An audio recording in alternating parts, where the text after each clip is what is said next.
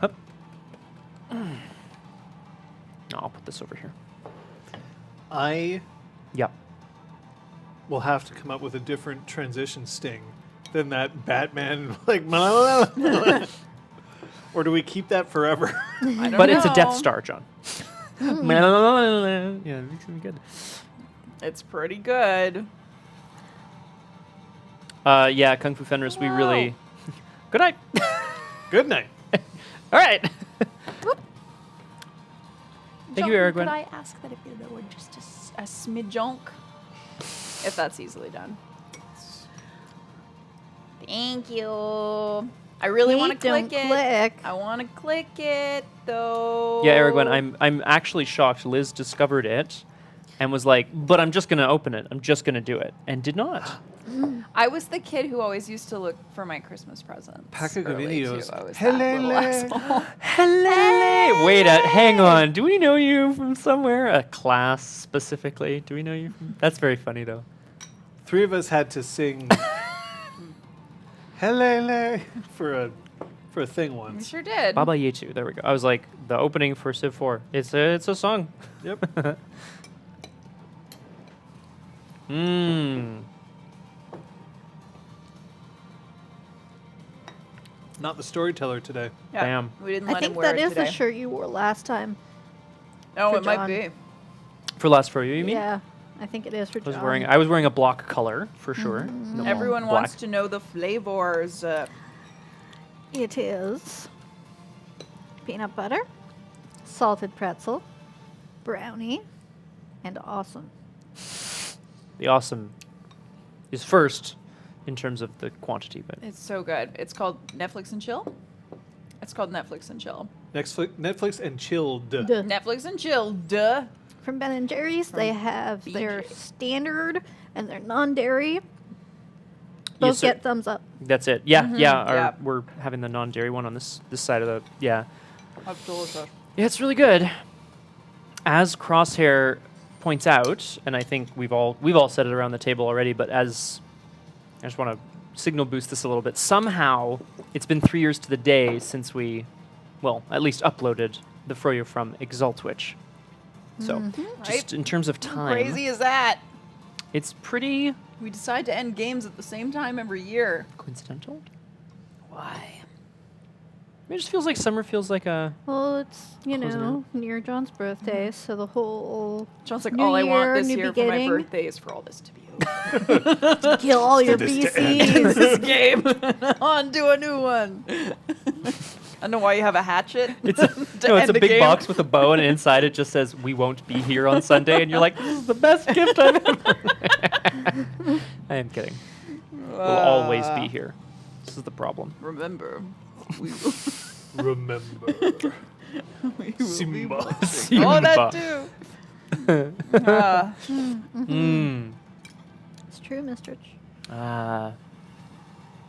Damn, Aragwen. Whoa. So to the end No, of the two are not necessarily related. And it is on the day of my birth that I will crawl forth from the pit of abyss, open one of my 7 mouths, and begin to sing the song that shall end the universe. Nice. Happy birthday to me. No, apparently he was born at like 2-something a.m. and his sister came 6 minutes later. So on Tuesday, I'm going to wake him up, wish him a happy birthday, and then I have 6 minutes to go over to his sister, bang on the doors, and wake her up. That's going to be an interesting run. I'll probably get, Drive. Oh, it didn't update the Jab. damn title of the damn stream. Rude. Ah. Rude. Happy birthday. Oh, and of course the go live notification is come watch me do something really stupid. So that happened. Happy birthday. Yeah, to chat. John. Weigh in really quick. Are we doing something really stupid tonight? I mean, the 4 of us are in a room, so that's a pretty safe assumption. Bam. That's the Liz Neale quick wit we like to see. Yeah, we're on it. Thank you, Book. Thank you, everyone. Thank you, everyone. La la la. I'm Yeah, we distracting were in the people. wrong damn category because Woof. I was an idiot. That explains Everything. everything that's Oh, happening. maybe that explains Helele as well. Yep. You took everything from me. I don't know who you are. Well, hello everybody. We're just enjoying our frozen yogurt and/or non-dairy dessert of choice. I hope everybody else is enjoying some sort of snack and/or beverage, if you want. These chunks of peanut butter are so good, though. Right. This laptop is a laptop that's been running this stream for the past Year. not year, like At least- 5 I months. mean, It least. was ordered this year. oh, was it? Yeah. No. Yes. From Pukajutsu. But pre no, quarantine, No, right? because I took it with me at Christmas time. Yeah, exactly. So it's within a year. Isn't it great? It is great. Maybe Pukajutsu is the one who sold it to you. Stranger Things. It's funny. I really just thought it was 3 kids in a trench coat, but it was Pukajutsu all along. What's the difference? 3 kids in a trench coat should be obviously my Rush cover band, but also my Halloween costume. Would that be the BoJack Horseman? Oh, is it already? It's a thing. What's the thing? Okay. I knew it. I got to it way too late. Hanson cover band? Hanson Yes, cover Robin. band. Bap. All right. So yeah, So this is it. yeah, it's a thing. This is it. The campaign is over. Oh, Some interesting stats for you. oh, hell, yeah. Oh, God. We had officially ended with 136 episodes. Our previous stream ended officially with 56. But we're not making that mistake anymore now. Hey, Trey Dog. Also, everyone's going to give a good wave to Trey Dog. Hi, Trey Dog. Hey. Welcome home safe, I hope. Hello. I have no problem with Hanson. I have no problem with any like pop band, to be honest. Yeah.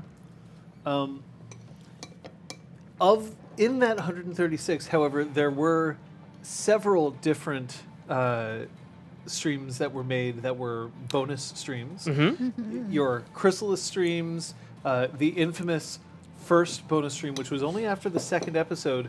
Which, see, I didn't name the bonus streams. Scott did, and Scott named this one Sophia's Hands. That's right. There was one called "Waiting for To Go," and I was so happy about that. I was so happy. His name is Togo. All right, Peanut here we butter go. and chocolate pie flavored. Peanut orange. butter and jam. That's very exciting. That's very exciting. Damn, Pook. Oh. Mm. Sophia's hands. We've had Mm. mods. Specifically, we've had She Who Knows 10,000 Things and Entropy's Disciple. And Echoes Through Song for the beginning part of it. Do we miss saluting? Yeah. That's And then we do a Aragorn, the little Crosshair, yes. and Captain Daff. Poke flavored poke. We've had many viewers over the course of this, too many, Yeah. honestly, considering how long we went. We love you. We've had many different iterations of tech. We spent a considerable number of these sessions at the beginning where I wasn't here. Mm-hmm. And then for a considerable number of sessions towards the end, we were separated. Yeah. And now we're here, Together again, as long as albeit we stay apart. at a distance. I'm like leaning back as I reach out. Must how that works, maintain yeah. 6 feet. So there is apparently a poll going on right now for the play of the Chronicle, which at least I haven't looked at it. I don't think anybody has looked at it. So you're going to have to check that out on your own, and that's being run by people who are not us.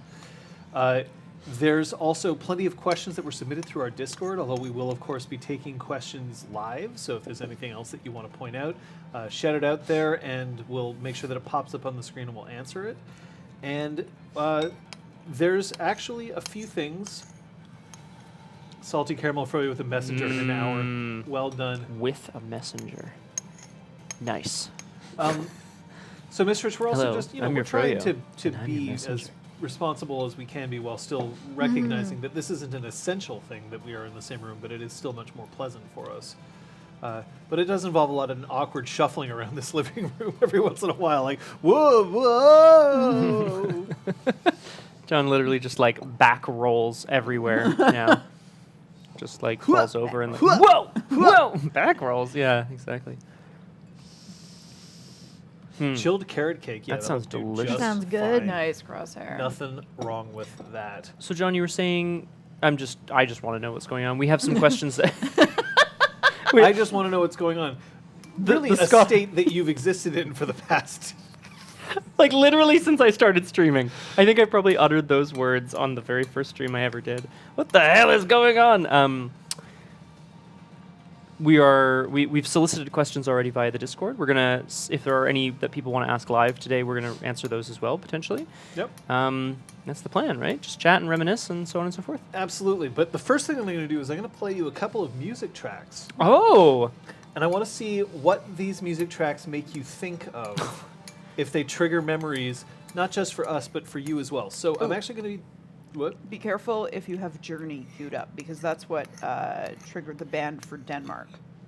Journey. Okay. Journey is not. I won't be playing your character's themes. Why not? No. Because one of them is banned, apparently. damn! Don't stop. Damn it, Denmark. It's weird that you chose "Don't Stop Believin'" as your Yeah, that's what I was like, Journey? Seems weird on this channel. Hi, welcome to my Glee rewatch. No. So I am going to be turning the volume up a little bit, so don't worry if I have to turn it back down. And we'll turn up the volume a little bit for the audience so that they can hear as well, but we will again turn it back down. So One time, I yeah. want to. So So I'm going to play loud. something, and if you can think of what this means for you, let me know. Should we shout it out? Yeah, go ahead.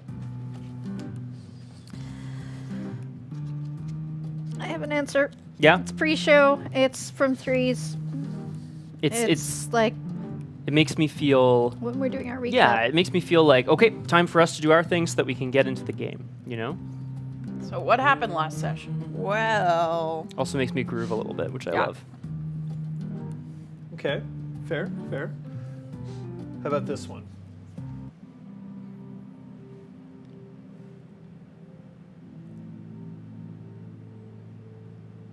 Waiting.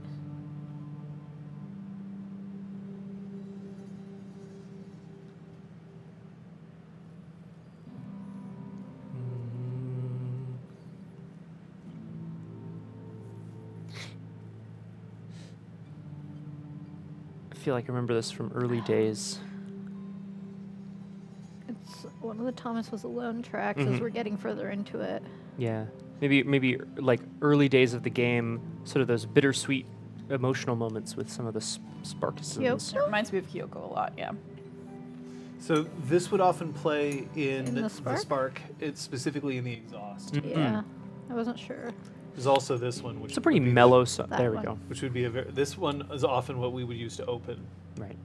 Those are pretty mellow tracks for the exhaust, I feel. That's not That's a when we were criticism. having I'm so heart to sorry. hearts at the bar. Oh, yeah, sure.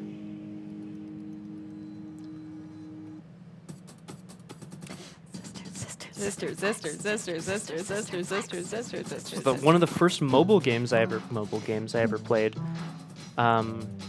Swords and sorcery. Sword and Sorcery, yeah. This is a perfect theme for him. It I was agree. like on my Patches Spotify playlist. And I stole it. No, I seem to recall specifically being like, this song is great, use it. Because it just kept getting stuck in my head, and I was like, That was so good. This, I think, is everyone's favorite music cue. I think Oh, it's it's- also, Crosshair seems to often mention it when it plays. Well, Fucking so banger Crosshair's tune. only named one tune, and it's this one. This is Tune. Yeah. 10,000%. That's a lot of Tracks percent. Down below on our overlay, we have little titles of tracks. So, like, listen to this on the streaming services. Give this person the fractions of pennies per listen. Do it. Do it.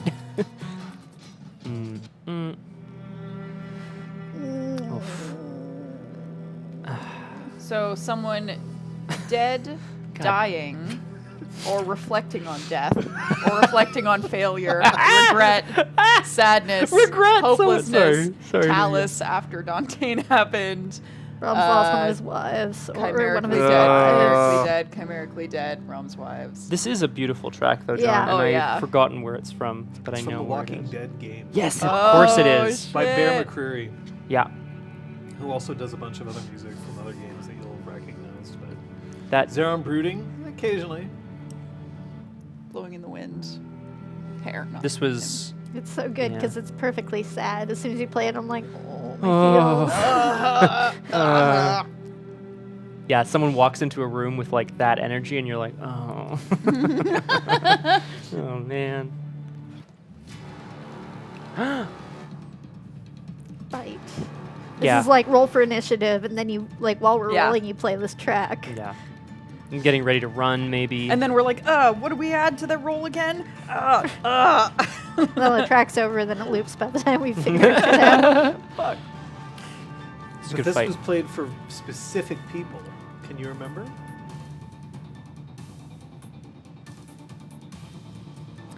I'm going to fast forward on the track, which might make it easier. I mean, it's Overwatch, but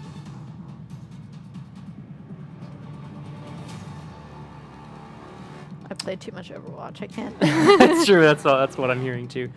Yeah, I feel like we heard it in the most recent climactic battle, so Yeah. maybe. A guru? It has Be? been it has come up occasionally, but this first, if I remember correctly, and of course I probably don't. This first started Disclaimer. showing up around when you were fighting Talus. Dalus. Oh, neat. Loose. Specifically, the episode where he killed High King David. Oh, that one. That old chestnut. Yeah, I'm gonna put a question to the chat at some point, not to interrupt this, but just like, what was the most crazy reality of this game, and why was it when High King David died? I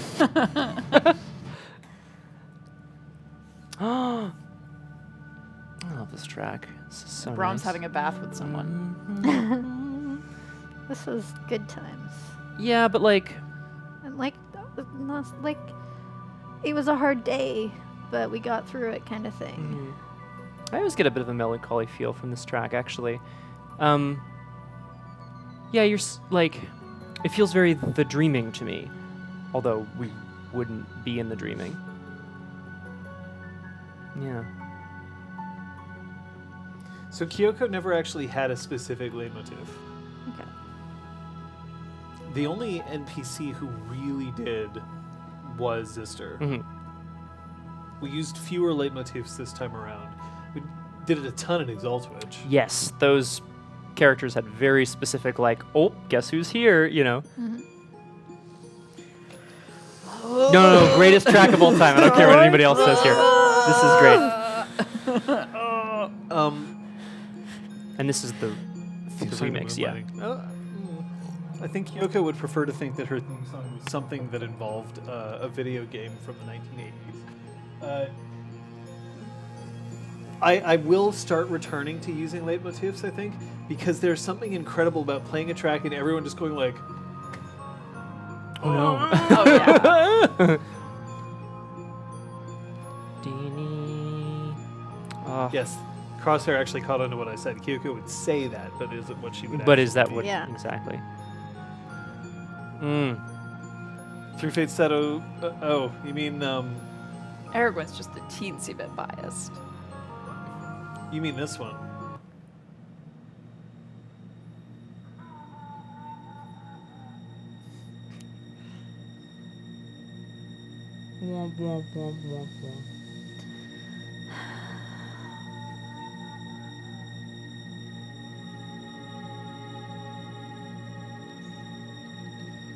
All right.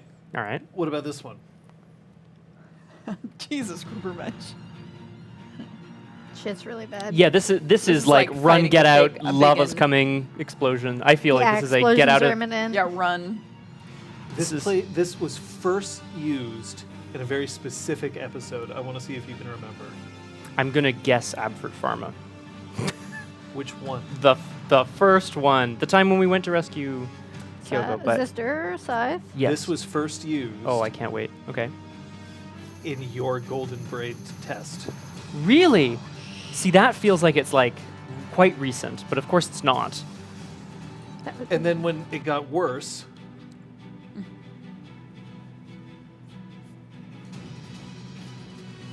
Oh, well done, Miss Rich, calling that. yeah, Mistress was correct. Dream Abford. Dream Zeron's Adford. dead. Kay is dead. Kyoko's dead. everybody. I am Brom. Brom. Bye. I am wrong. Hey, why you have to do this to me? They weren't all dead. I don't think.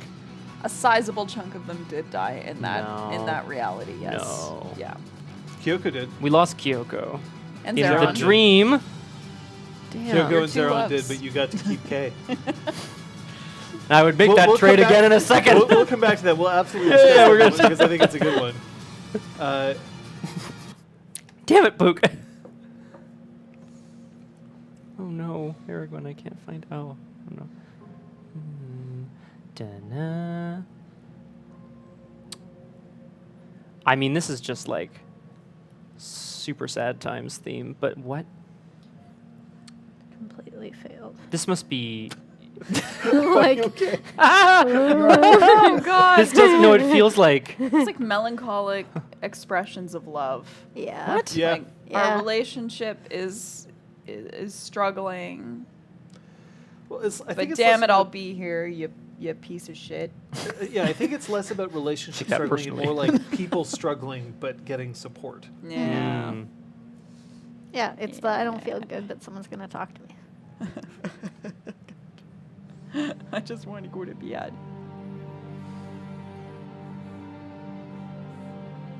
The Kyoko talking about K theme. Close, yeah. Oh, this is nice. I obviously don't remember it that much. You will in a second. Yeah.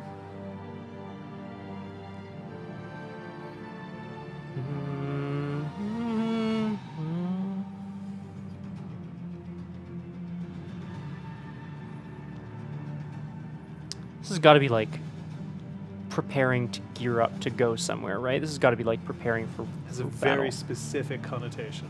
This one was something of a leitmotif.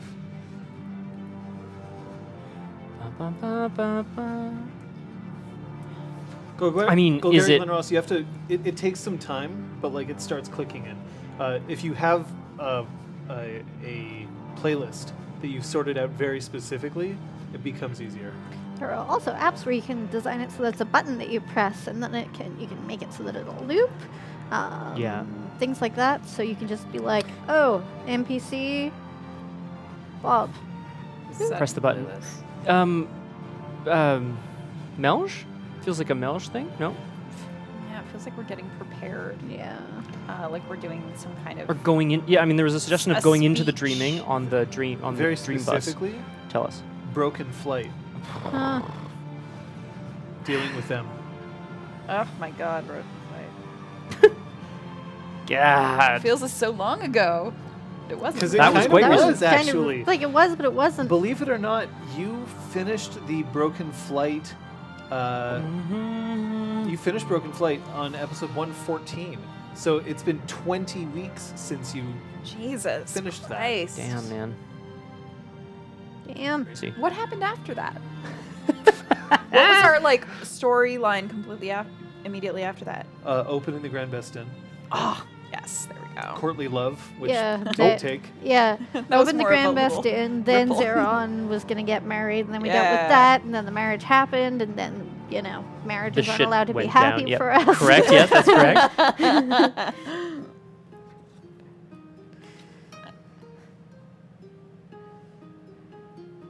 I don't recognize this track at all. I'm going to be completely honest. This feels like Please it don't tell was me a it's place Kyoko. that we only visited briefly, like when we visited Queen Laurel or something. It's This- lovely, This came though. up a couple of different times, but this was specifically Ramsia and Lal. Oh, that's lovely. I'm sorry, Aragorn. You a bit. No! I do remember we were like, Talus, we will go into the dreaming for you. Ramsey and Lal, I don't know what to tell you. We're This fucking is done. this is crazy. We just came out of the dreaming. yeah. We're Well, at- we got We're real tired. Lal back from the dreaming. Yeah, we reunited them. Now they're in hiding. That's what I should have done. I should have been like, give me the AP. Give me Ramsey and Law. Sorry, that was probably really loud in mics. But yeah. This is really nice.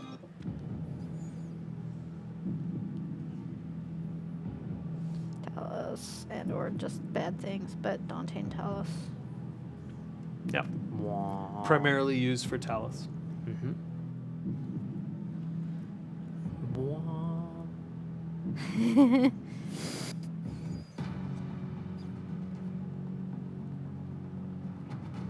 Okay, this was used at the opening of the show a number of times, as well as at other points. But this When we're this is starting in the middle of shit. we're getting. Yeah, I Yeah. feel like this is a,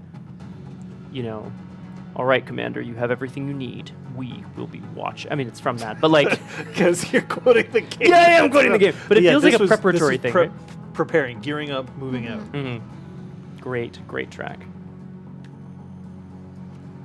What else do we have here? What else could we potentially throw in here? We only got a few more of these.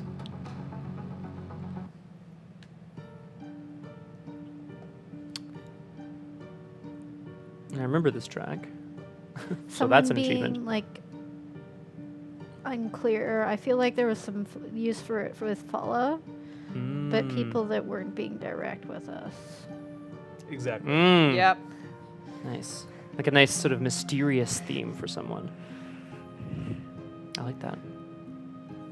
The patch is gonna unleash her sass in 3, 2, 1. Get to the freaking point! Yeah.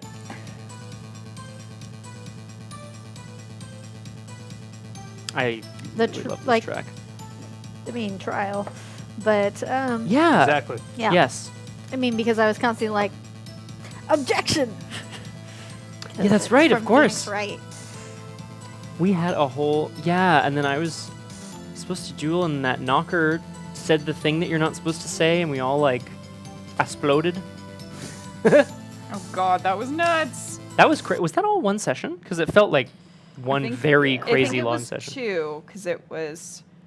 We started the trial and then we finished the trial and then shit went down. Yeah. So we got a question that we can play for y'all. Let's get into it. Uh, Very good, Aragorn. Very good. So Guru Mensch asks, do you have a list of scene types that you pick out for tracks for early on in the Chronicle, or is it all as they come up? What I typically do is I come up with sort of moods, and it isn't specifically for direct scenes, but moods, and I put them in similar places in playlists. So you'll have the sort of like, here's the normal area, and then here's the sort of tense area, and here's the combat area, and here's the like sad area, and then I can pick from those, and then eventually things start kind of getting like they start getting integrated that way, and then it works. And then eventually some songs just start imprinting on certain kinds of scenes. So Yeah. Mr. Rich had a question as well about the Talus storyline. where is that? Just a little bit above. I see Mr. Rich commenting on it. Oh, I okay. don't see a question. Never mind. I think it was just to do with whether or not we considered that a great achievement or our greatest achievement Yeah, as PCs. Because and that's it a big gets question. mentioned a lot Yeah. when we're recapping, and there are a lot of music pieces that we can tie to it. It's significant, that's for sure. Yeah. And I think it put us on the world stage, and I mean, it put you as regent, which drew all eyes on you. It did. Because I think, I mean, this is the other thing. It's not that it's a trick, but like the Talus storyline involved everything around High King David, the politics of that, and the naming of the Sexor. The sex. The cog Sexor, yeah, the exactly. cog sexor. But also going into the dreaming and like sort of trying to get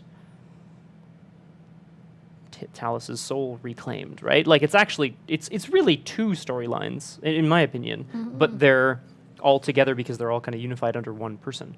And it was also the first time that our little group's goals and aspirations Lyra. were like forced into the big leagues. Mm. We were like, oh yeah, we should be able to cure a Dantain. And everyone else Sure. was like, absolutely not. You can't We're just like, do we're gonna that. try though. And then wasn't this also the reason why we became a motley? Yes. During that arc? Absolutely. A we lot were of out, significant shit out happened. front. You can't come in into that arc. Taranar. What if we are a motley? Yeah, they were like, Okay, I guess. yeah. I don't know what it was, but we're like, okay, we have to be a motley. Yeah. So Yeah. We were standing at a drawbridge. I remember it's very funny. I believe it's because one of you had permission to come inside, but the others did not. What about me and my motley? It's so stupid. Hey, it worked out. It worked well. Yeah. Now it's a legend, That will never die. which will never die. Right. You thought what was Ignite the Crosshair? The team was called Ignite, Yes. not like Flame. That was what the Motley was named. Was Ignite. Patches wasn't a Yeah. knight at the time. She was wouldn't have stood for stupid. it being KNIGHT. No, I know we joked about that spelling, but like, not a thing. Yeah, others are calling it Ignite. Yeah. Nice. Yeah. Being so similar to the doorkeep in the Wizard of Oz. Not no way, not no how. That guy's very funny, actually. He's the wizard. Yes. Yeah, that's right. I'm actually curious what inspired the player character and some of the NPCs on John's End. It's from Requiem Lost. Big question, Yeah, and that I feels love very it. big. No, I know. Ooh, I'm super boy. jazzed. I mean, I'm jazzed to answer. Are people interested? Are people interested in I going find down it that rabbit hole? So broad. Yeah. Well, like if you have any inspirations for your PC, and then John, I guess knowing what kinds of characters we were playing and like whether or not you had plans to create specific characters right out of the gate, or whether they were kind of tailor-made around what we were doing. So I made the inhabitants of the Spark That's right. in advance because I needed to give them to the players because I wanted them to be able to sort of start without having to meet everybody. And I wanted to make sure that they had names. Yeah. Yeah. That's essentially it. Because if there's one thing that I don't like doing, it's naming characters. What's so your if name, Rabbit Puka? Jessica. Oh. So Rabbit. Jessica Rabbit, yeah. So very specifically, I created Good, very good, very good. in the Spark itself. I created characters who were unlucky in love. All of them were. And at the time, this was Incisor, Kyoko, Talus, Zister, and Claude. Yeah. And so for Talus and Zister, it was less known, but that the problem was that Talus was going to betray everybody. For Kyoko, it's that she had been interested in somebody, but then ended up being the reason that he was not remembering his grand former self. Incisor, who just couldn't stay in any relationship because she figured that she wasn't good enough Yeah. to be with somebody, or that she was so hideous and that she was either a red cap or she was Seelie, and therefore she didn't belong with anybody. Yeah. And Claude, who had his wife locked in his basement. Well, when you say it like that, it's I mean, terrible. yes, John. exactly. Yeah. But that he was suffering as a result, and that was the main. That was the main design for all of them. Although I had to make sure that it wasn't obvious from the start that it's just like, yeah, this is a whole bunch of sad sack, No. punk ass. I feel like there was a bit of a mystery box in that sense, or at least I felt that way. Because there were a few mentions early on, say in the first 50 episodes or whatever, where people were like, oh, the Spark? Well, it's a place for lost souls. You know what I mean? Like, there were a few mentions of like, wait, what do you mean by that? You know? Yeah. And then it wasn't meant to be like this grand mystery that we unraveled at the heart of the whole story or anything. But like, I really appreciate hearing that actually, John, because I don't think I had really connected those And dots. Zeron was actually designed in the same way. Zeron is my indictment of the idea of true love. Yep. Yep. Yep.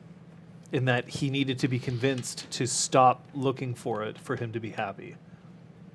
Yeah. And it Yeah. worked. And it 'Cause worked.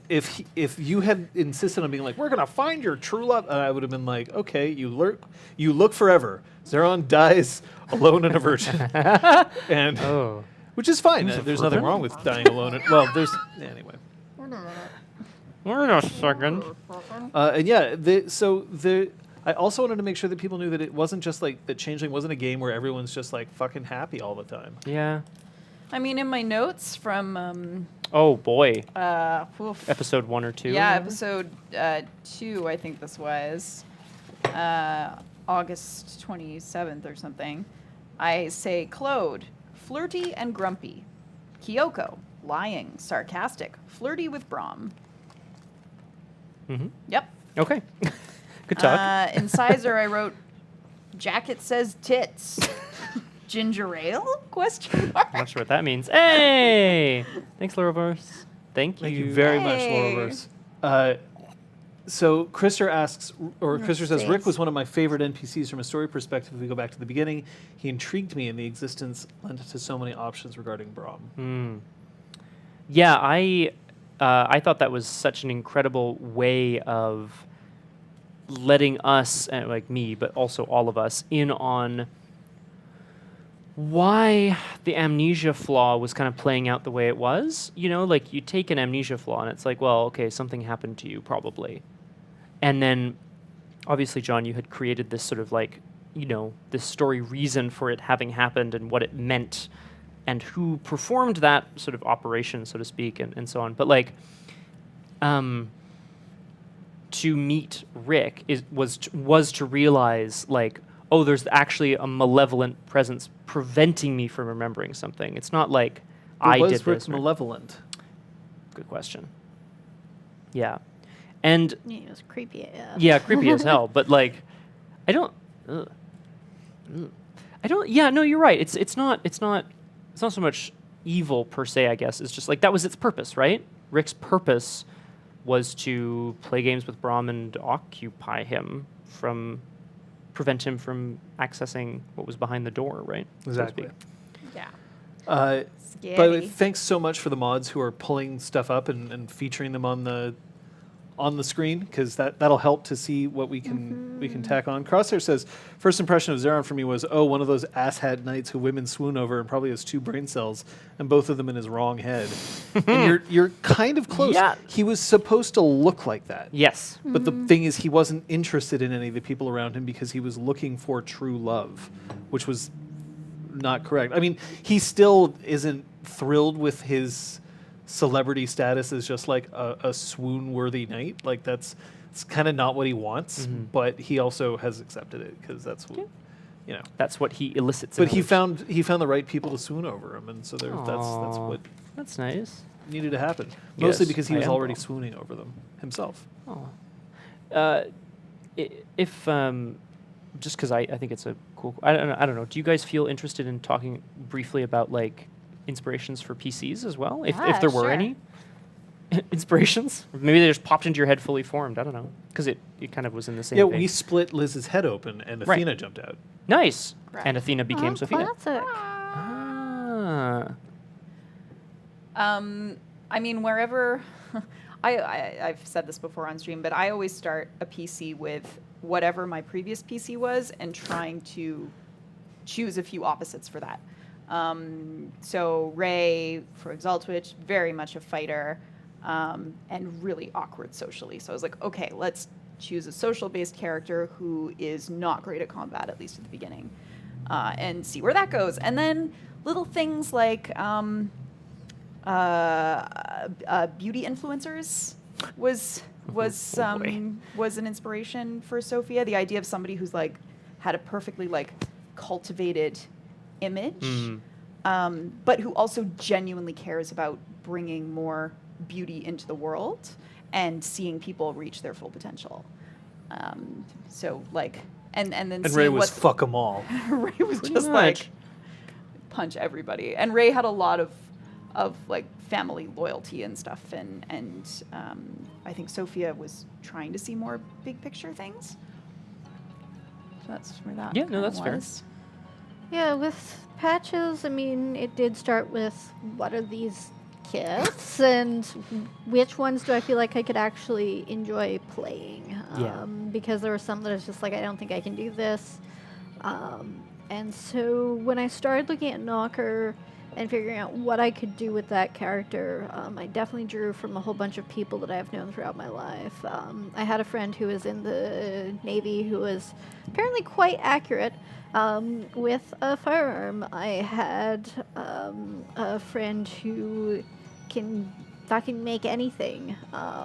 That just the way they work and the way they put things together, there's this cool, like almost magical way that they work. And so I definitely pieced together these different little factoids and personality traits and sort of wove them together. So those are some of the inspirations of, I guess people. Yeah. Awesome. And I think similarly to both of you guys, like I was definitely drawn to trying to play something totally different from Jorik. Jorik.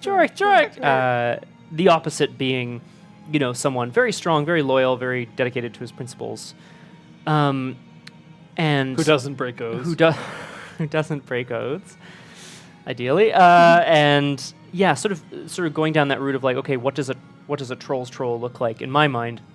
But then also, I had two very real world inspirations of people who are like very down to earth and very serious and very much into like enjoy kind of passing along their wisdom, but also Brienne of Tarth, because Brienne is awesome. Yeah.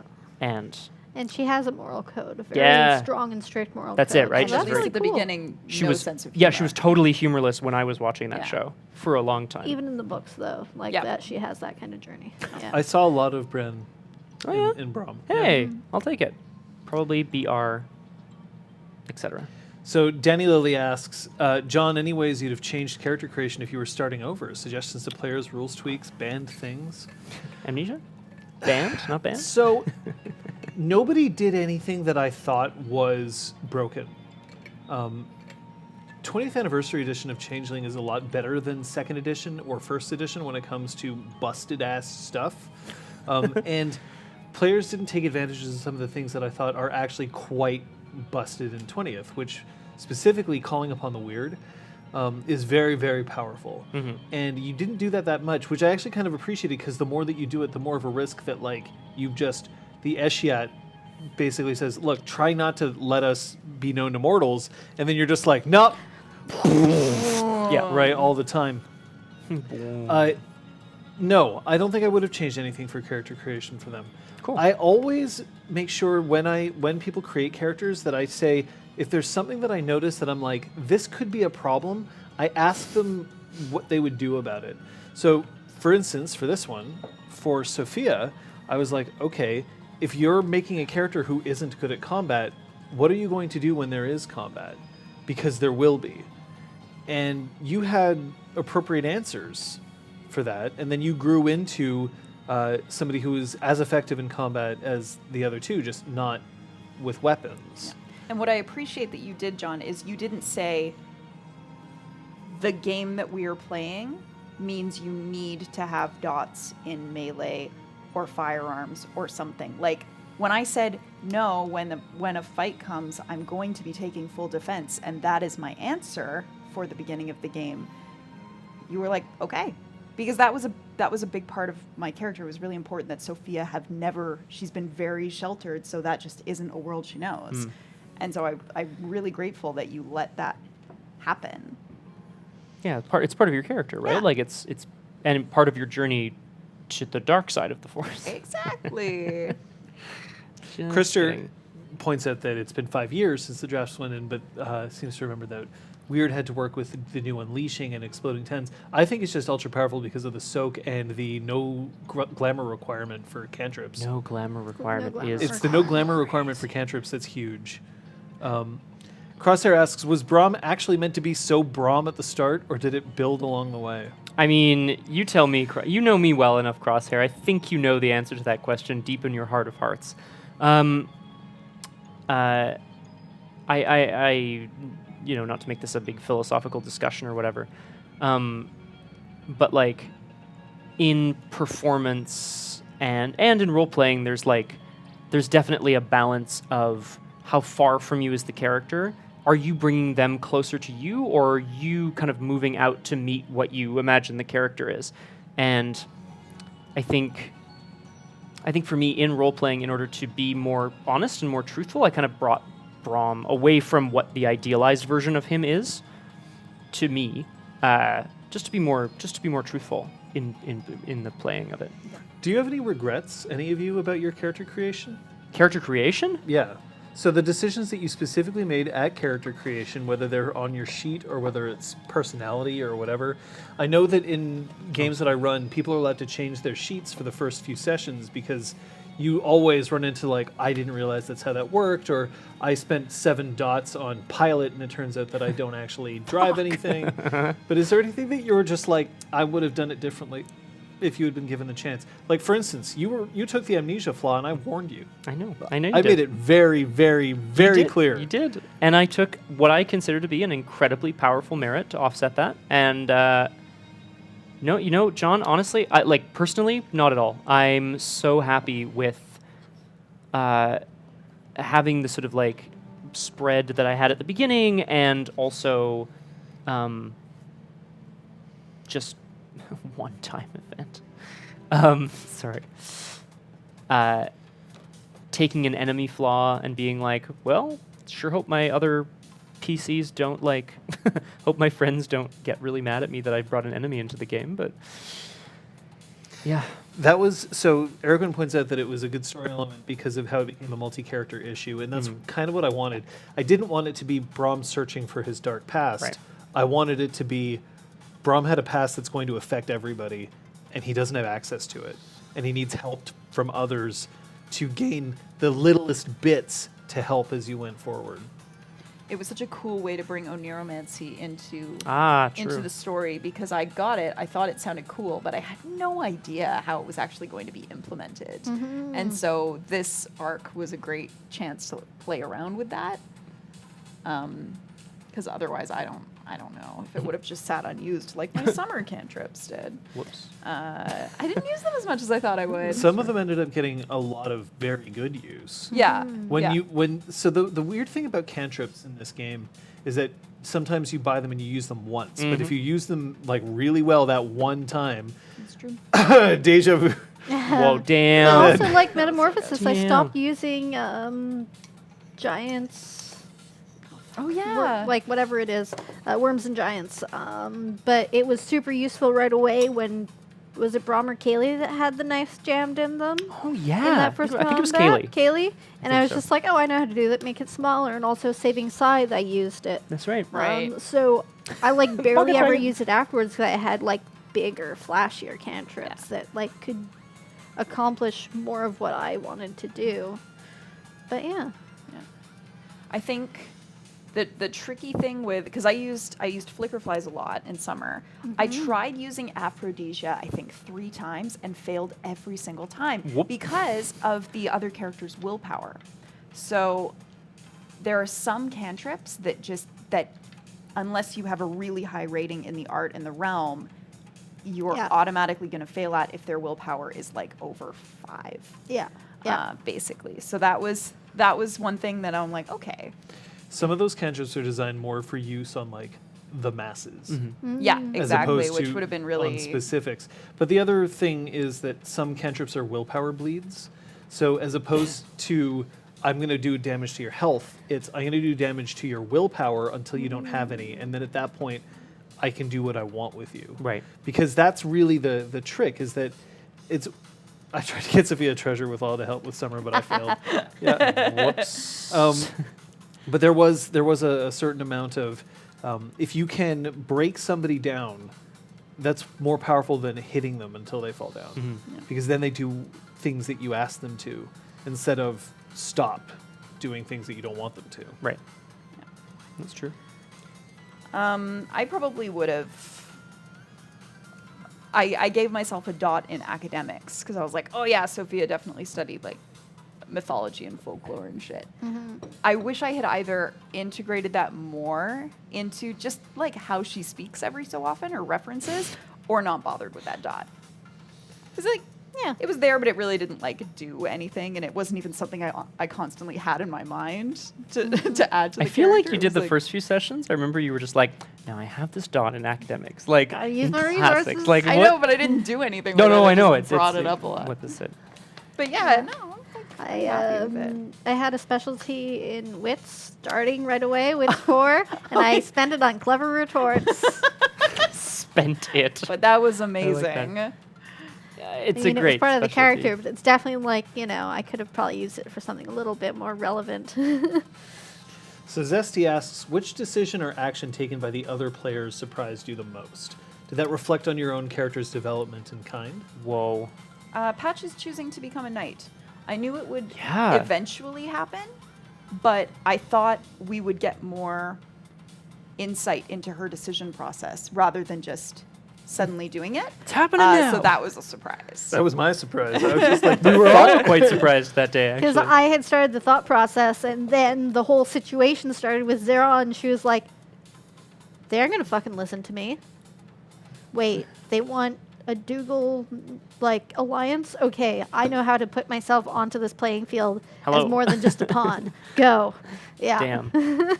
you advanced to the end of the board, and then instead of becoming a queen, you were just like, knight. Yeah. Although, to be honest, the only two pieces you should ever consider are queen or knight. Why Knight because a rook and a bishop, you might as well take a queen because they move Oh, the same that's ways. true. But the knight does not. Ah. Golgari Glenross says, I've really come to appreciate willpower as a damage track of late. I honestly believe that that's how it should be positioned. That you can do damage to yourself, your willpower track, to help you, but that if it ever falls to 0, that's a problem. Yeah. I don't think that there's enough emphasis on that. Christopher says, resource. one of the things I appreciated most with Sophia was the way she worked her artistry as a street musician.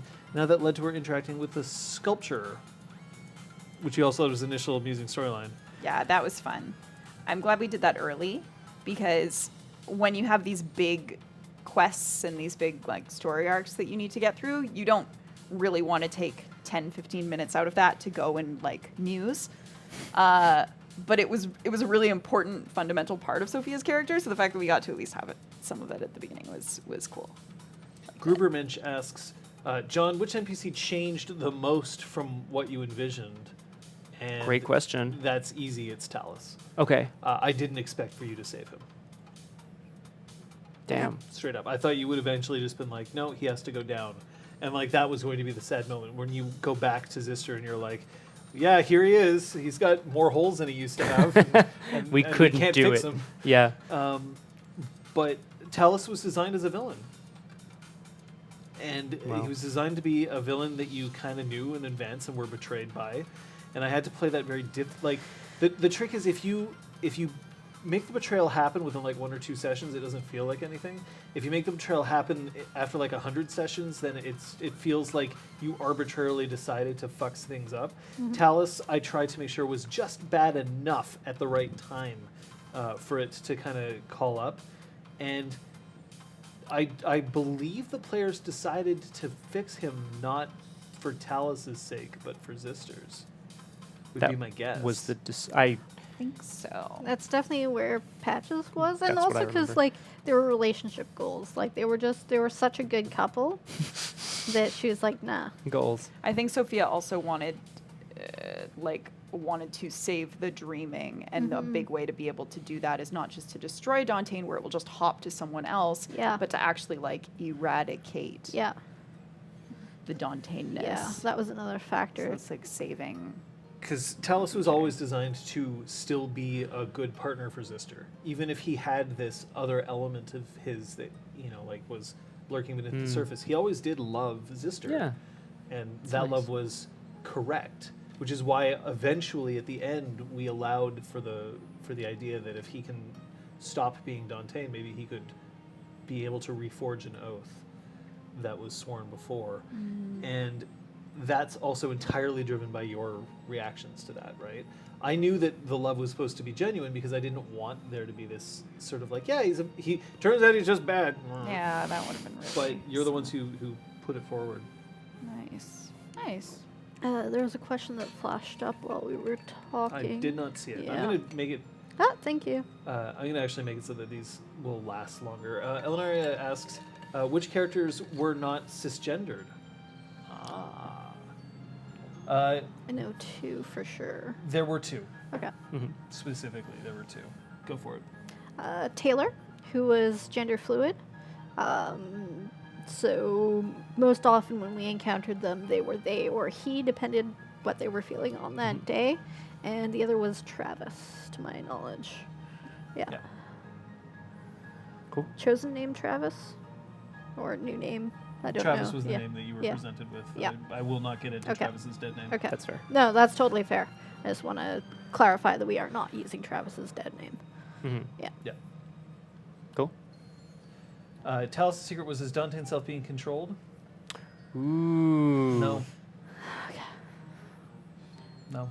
It was hard because it was a curse that existed in a past life, that was like created in a past life. So it was sort of like somebody else was calling the shots, but like to be born like or to crystallize with this curse from a past. No. Like I can understand. I had moments like that too where it felt like he was being controlled by Quiet Word, not by So not by him. Talos very specifically did not make the mistake that made him Dante, but he wasn't controlled by somebody else. It was just he inherited an issue. Right.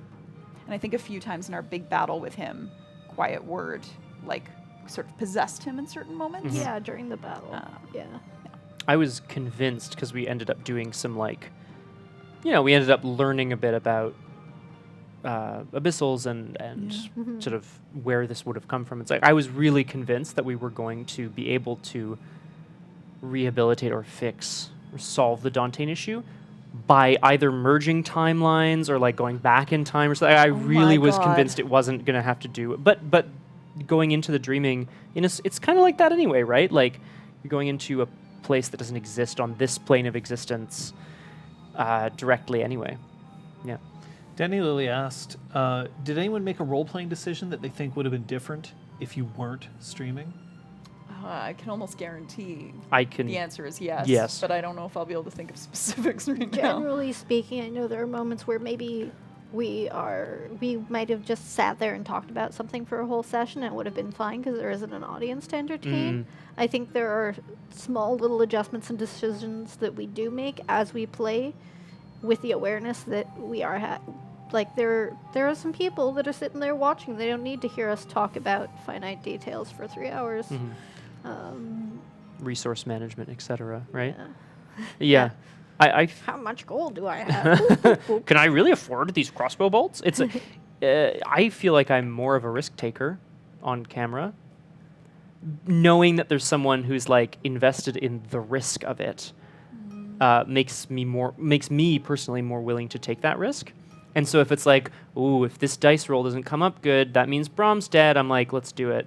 Yeah. Like, oh, I don't want to do that. No, I want to, up the drama. So yes, I think to answer Danny Lilly's question, like, yeah, there are definitely decisions I might have. I'm not sure which ones in particular. It's hard to tell. Yeah. What I would say is that I think that if I ever think about how is the audience going to perceive this, it's almost always, I feel like it ends up in something better happens as a result. Because I don't take audience suggestions that I'm like, no, that's not correct. Like, I'll see audience theory craft in chat. Yeah. And there are times where I'll see it and I'll be like, that's an incredibly poor result, if that is what... And I'm not saying that the audience is wrong, but like I know what's happening and I'm like, no. Sometimes I see something I'm like, whoa, that's amazing. Yeah, and I'm like, can I make this work? But generally, yeah, playing in front of an audience, I think, pushes to be more proactive and more entertaining because you can't because I think we all know that we can't just sort of sit back and be like, all right, well, we're just not going to do anything today. Like, let's just sort of just sit around. To go a beach episode. Or like, let's just look up rules. Like, I don't bother looking up rules unless it's quick because, like, I don't want to sit here for 45 minutes and be like, let's discuss this rule. And I think that that's better overall for role-playing in general, right? If we were on a non-fixed schedule of, like, we go live and we do 3 to 8 hours, we don't. But, like, if we did, then in that case, maybe we would have that conversation. I don't know. Krister points out, since we're on the topic, how did working with the redesigned Dantean feel from a storyteller perspective and the story perspective that Liz, Scott, and Kate has? So I'll point out, first of all, I believe Kate and Liz don't actually have any experience with previous Dantean, and I doubt Scott does either. I don't think so. Unless a character that I met in that game was, and I didn't know it. It'd be great. Scott played in a Changeling LARP that I ran for a little while, but there were no Dantean. No, there was an antagonist. I remember meeting, like, the big bad of that story arc, but I think it was just like a... I think the Dantean in 20th Anniversary Edition feel much better, and I think you can still use what you can find. There's a source book called The Autumn People, which I think is in there somewhere. And thanks, Gary. Thanks, Gary. We love you too. And I think that like you can still use that, but I think that the new Dantean have more of a kind of a core feeling to them that I really enjoy. They feel like a much better established personality other than just like bad guys, Yeah. which I kind of like. Although there are still sometimes elements that I miss from the Autumn people, but I recognize it's just because I was exposed to them earlier, and there's nothing that says that I can't bring them in anyway. But all around, thumbs up on Dante. There's a lot of things at 23rd. The Shochan and the fucking Tailcraft is like so much better. There's like things at 20th that are just so much better. So much better. Yeah, I think if Infusion was available when I first made patches, her cantrip assortment might have been very different. Because Yeah, Infusion wasn't available. Player's No. Guide hadn't been released. Yeah, exactly. Right. I feel like it's definitely something I would have bought early on, but then by the time it was available, I had developed other goals. But it's just, Yeah. I mean, not that we're going to go down that road or No. anything, but like it's interesting to think Yeah. how much our characters are kind of impacted by like, oh, I bought this and I want to get to the end of this art. Yep. Why? Or what does that mean for me now, you know? Go Luca. Requiem Lost asks, were there any plots that I had wished the players had pursued but had not? I mean, we all know one, but like I can't Which name one? any. Well, so there was a storyline about courtly love that was introduced in the guise of Mab and Oh, hilarious name, Fucking- but like It it's gonna wasn't come Sebastian. No, it was it wasn't Antonio. to me. Fuck, I'm gonna check the wiki. It No, I'll let was Giovanni. Giovanni. yes. That's so Close- good. That's But close to and that was Sebastian, actually. meant to, that was meant to sort of like get us into the world of traditional changeling courtship, and then I imagine, correct me if I'm wrong here, that might have then perhaps extended to Cathane, and perhaps in that anyway, we just never It was an interesting go down drop that way. where I presented the idea of courtly love, and all three of her were just like, which I think is fair because courtly love, like one of the things about being a PC in a lot of these games, especially White Wolf games, is you see the stereotypes and you see the groupthink that is poor, and then the players get to feel good about themselves because they get to be progressive. Right, that's fair. Werewolf especially, things like, why can't we all just get along? And like, because werewolves can't. But players are allowed to be like, yeah, we are allowed to like feel good about things that we're not necessarily supposed to be good at. And so it's just the Mab Courtly dating line, yeah. That's not the storyline that I would have missed. There was the vampire blood that was left behind. Oh, yeah. That you never looked into, and I'm totally fine with you not having looked Well, into it. we didn't leave it behind. We took it and we put it in the dungeon. I And we're think like, it's still this will be there." handy. Yeah, because we were like, oh, sorry, Liz, you're off. Here we go. You're back. I'm just Yeah, there's something really that I remember. Yeah, we were like, oh, this will be a really important facet of us uncovering the connection between what's her name and the vampires. The world is a vampire. Eloise, not Lenore. Not Lenore, not Laurel. Eloise. Honestly, if the players drop a storyline, I'm completely fine. But Danny Lilly brings up, what clue or plot did you think you were being obvious about that the players didn't catch? There was an easy out to the storyline that you didn't take and that you didn't continue, which was the Ramsia Lal storyline. I was dropping hints left, right, and center that it was that they had elected to integrate into their names that they were the star-crossed lovers, Right. and you needed somebody who had naming to fix it. Of course, we could just rename them as something else, right? That's fair. And I was trying all to sitting there, we're bring like- up that people Yeah, who had who have access naming. to naming. Yeah. And then I added it again by making sure that Aiden had access to naming. Oh.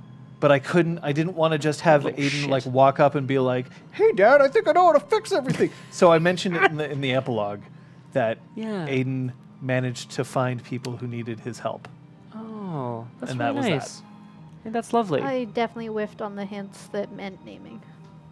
hindsight 2020 for sure. But like, Hindsight. I know there was another, like, because I saw this in the Discord, that question, and I had an answer then, but it's gone. So, 2 hours from now, I'll jump up with whatever that was. And you'll type it onto the Discord. But like, I'm also fine with that. Yeah, that it of didn't course. kind of like pan out. That's completely okay. And the thing is that I knew what the answer was, but when you specifically stopped engaging with that storyline, and in fact, out of character mentioned like, like we're just not dealing with it right now. Like we're kind of done We've got fixing this other problems thing, for yeah. other people.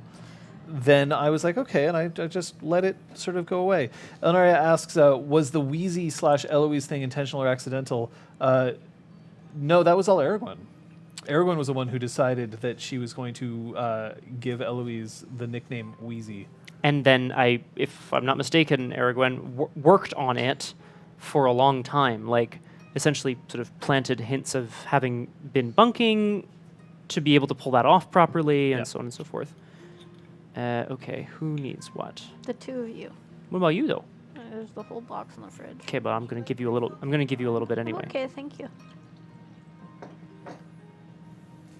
Where didn't trust Eloise. So I should point out that Aragorn has a certain amount of control that she has with the NPCs that she has been given, but she doesn't have full control, because like, I have story control and I would tell her I need these sorts of things, but some things she comes up with on her own and she proposes them to me to make sure that they're okay. Because I think she understands that if she's the one who solves everybody's problems, that's a bit weird. So yeah, in this case, that was prompted by Aragorn herself. Those goddamn kids, how epic were they? Was it okay? I missed what just was on the screen. Was it okay they only became important after they crystallized? And what led you to deciding to make Gus and Aiden Cathane? Was on the screen though? Because I was reading from the chat, not from the screen. Oh, I was itself. reading from the chat as well. Yeah, they can't see the Okay, so it featured was. chat. It was Oh, that. okay. Okay. Yeah. Sorry, Krister. I mean, there is. They apparently literally one were answer. crystallized because of the EP. Because the Damn. Ugh, the AP. the We ate it. advanced probability engine. Yeah. Yeah. The point was that Patch's or Kate's suspicions were correct. That they would gain, whoever had it would gain luck at the expense of other people having things go wrong. Oh, I was right. That's You were so correct. vindicating. You were correct. And the thing is, I wanted to make it subtle, so it wasn't just like, oh, Patches makes all the green lights on her car trip, but Brom stubs his toe. Yeah. And instead it was just like, let's just make Brom's life difficult. And then, I forget exactly what it was, but something happened for Sophia as well that was just like, why are things happening that's just like, instead of it being bad, it was just really poorly timed. Yeah. And Unexpected. the fact that I really still have to pay attention to what shows up on screen. If you push things to the screen and I don't have a chance to see it on deck, then I might miss it, I'm afraid. Okay, we'll get to that in a second. Now I see what it is. But yeah, that it was literally that. That's why both of the characters crystallized. Danny Lilly asks, players, were there any moments you remember when you were just like, I have no idea what is happening, plot/clue-wise? So every week, or? Sorry. Red Branch, that was the one. Sorry. Really, really, really early on, you were trying to hint the whole Red Branch connection before yes. Brom remembered it. And I apparently had not read whatever part of the book talked about the Red Branch. Mm-hmm. So he was just trying so hard to hint it at me. I remember this. And I was so aware that he was trying to hint something to me. And I was just like, I got nothing. Yeah. Yeah, because as Cathane, also, Yeah. Patches may not have... I mean, it's not... Yeah, no, she was They're like, famous, but not Yeah. everywhere, you Yeah, know? yeah. It's like a... she didn't really I remember or that. care about Yeah, the he, court. stirred your drink with a... different- Yeah. It was definitely like, if I had known the words, it probably would have been perfect. Oh, my God. Yeah. Yeah, I was sitting there just like... But anyway. Yeah, it's- riddles, dream interpretation, prophecies. Most of those, it feels like it takes me way too long to figure them out. Actually, and that ties into things you do differently on stream than off. Off stream, I wouldn't get frustrated if it took me forever to figure it out, because I could take my sweet ass time, talk to other people about it. But on stream, I feel this pressure, not given by any of you, but just to keep things moving. And so we're like, okay, we have to figure it out. And, It's the and same I thing think when we Kate and I both feel stream that puzzle frustration games, faster. like- yeah. Oh. I would happily sit there for an hour and just keep figuring out and trying it. But when But we're we have streaming, an audience. yeah, we're Yeah, like, guys, you don't want to watch us try to solve I was this panicked for puzzle. Braid for that. Oh, The Crosshair asks us, Braid. what's an element of gameplay that you didn't get to explore that you might want to in future games, such as PC/PC combat, etc.? Element of gameplay. I mean, there are 12 other Kith that I haven't played. Yeah, that's fair. Yeah. While you're thinking on that, the prophecy specifically, the prophecy was designed to be like was designed to be obvious enough. Because the other thing is, if something's way too like as cool as you might feel to come up with a really dangerous prophecy, remember that when you see a prophecy in a movie, you learn what the answer is within like an hour. So there's that. But also, the prophecy was designed to not be required to move the plot forward. And also, to be honest, what the players were going to get out of the prophecy, if they found an alternate way of explaining it that fit the prophecy, I was going to go with it anyway. It's not Cool. worth being right. It's worth the players being entertained. And if you make it so that the players are like, I don't know what the fuck this is, and that's how it is for like 7 sessions, then you're not doing your job. So, any elements of game that you would like to see that you didn't get a chance to before? I always think it's really fun when PCs are mad at each other. Not that it necessarily results in combat, but there were a few moments in Changeling where some of us started to butt heads, but I think we're always like just a little hesitant of pushing it further. So I think that might be something that's fun to explore at some point. That Yeah. came up during the RPG Clinic this week, and I specifically mentioned now we have the cards. Yeah. So as much as you and I would often check in after like Ray and Val were like really going at it, we were just like, good, high five, that was awesome, great. But I feel like we could push it further if we're both like, fuck you, I hate you, I want you to like go jump off of a cliff or something. And if you Whoa, also whoa. flashed a green card, then we could keep pushing it or something, right? Yeah. Yeah. And I know that Brom was like upset or uneasy about the Zeron and Sophia thing. And I was kind of hoping that would escalate. Yeah. It didn't. No, it's which true, was right? Because I fine. remember, I remember there were a few sessions where Brom was like a little mad about it, but then I think it's just He's because. just such a good friend. you Well, know? sure, sure. No, I think we just moved into whatever the next phase of the storyline was, which was you guys had a plan, and it was going off immediately, and I was like, what? Gotta get into it. Gurmensch mentions I that just was like, I got this. PvP might be easier That's true. with seasons because you know that a finale is coming up. That's Yeah. true. Which is true. I why really Brayden. look. The reality is that as long as players are communicating with each other and that they have an idea that they know that they're not trying to ruin each other's fun but enhance each other's fun, I think PvP can be some of the most compelling shit you find in a game. But you're correct that at a certain point, depending on the motivation behind it, if it's lethal PvP combat, well, then you're asking somebody to roll a new character if somebody succeeds. Because even if you don't succeed in killing each other, you tried to kill each other, right? Like there's not don't- very much that you can do to get back Yeah, from you don't that. come back from that. Yeah. But I do think that it's worthwhile. And that is some of the things that's kind of neat about seasons, that if that sort of situation occurs, then yes, we do know, okay, well, we're getting to a point where if you want to start going like, deep or hard, then you can. So session 2 of Star Wars. Yes. We all get into a huge fight and we split up. But I'm also Split up. See, the Good time luck, the suckers. time to do that is at the very beginning or the very end, right? Because at the very beginning, I have to make a new character. Yeah, Whatever, works. I was thinking for the entire season, we all refuse to sit in the same room together, and the episodes alternate between our storylines. yeah. Pukajutsu, I will be your werewolf boyfriend. The Crosser asks, John, was there a moment when you wanted to retcon something, hindsight or such? Anything that I wanted to retcon, I did. So, there's answer. not much. And the other thing is, honestly, it'd be hard for me to tell you what I did, because that's the way that I play, the improvisational style that I have. I often will retcon things at a moment's notice, being like, that's a better idea, and then I just go with it. Yeah. there's nothing that I would go back in the campaign, I think, and specifically be like, this should not happen this way. There's certain things like, I'm sure that I named a character incorrectly. I'm sure that like there are times where I'd have been, whatever. I could have been more specific about things. The use of pronouns for Taylor. At first I was like, yeah, sometimes Taylor goes back and forth, and then I realized that doesn't make it clear, and it's harder for people to understand because Taylor doesn't show up that often. So there is that as well. But no, I don't think there's anything that I'm like, oh, that was a mistake. That's probably good too, because wouldn't that just really? I don't know. I feel like it would really sour the whole experience knowing that there was something that was being harbored at the table that was like, oh man, I'm super glad we're out of that. I don't bit. care if he's hyper about it, Laurel. I get to be Pook's werewolf boyfriend. John, which decision, if any, made you go, well, fuck, there goes my next 2-week plans? None. Sorry. Whatever.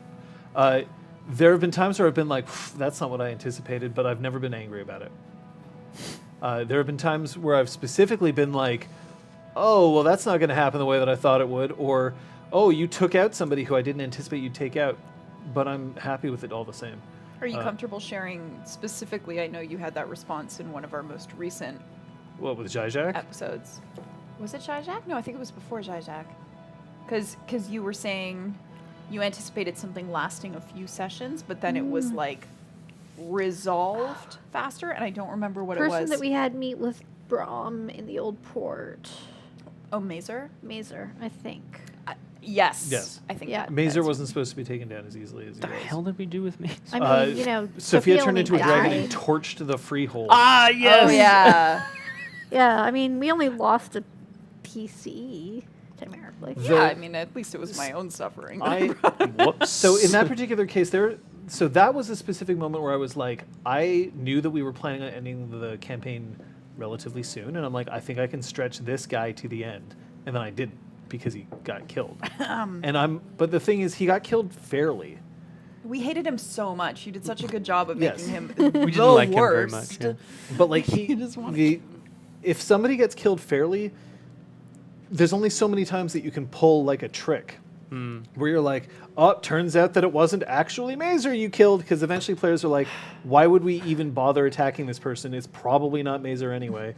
And like the number of times you trick your players, you want the tricks to feel great. You don't want the tricks to feel like, well, fuck, you're just protecting.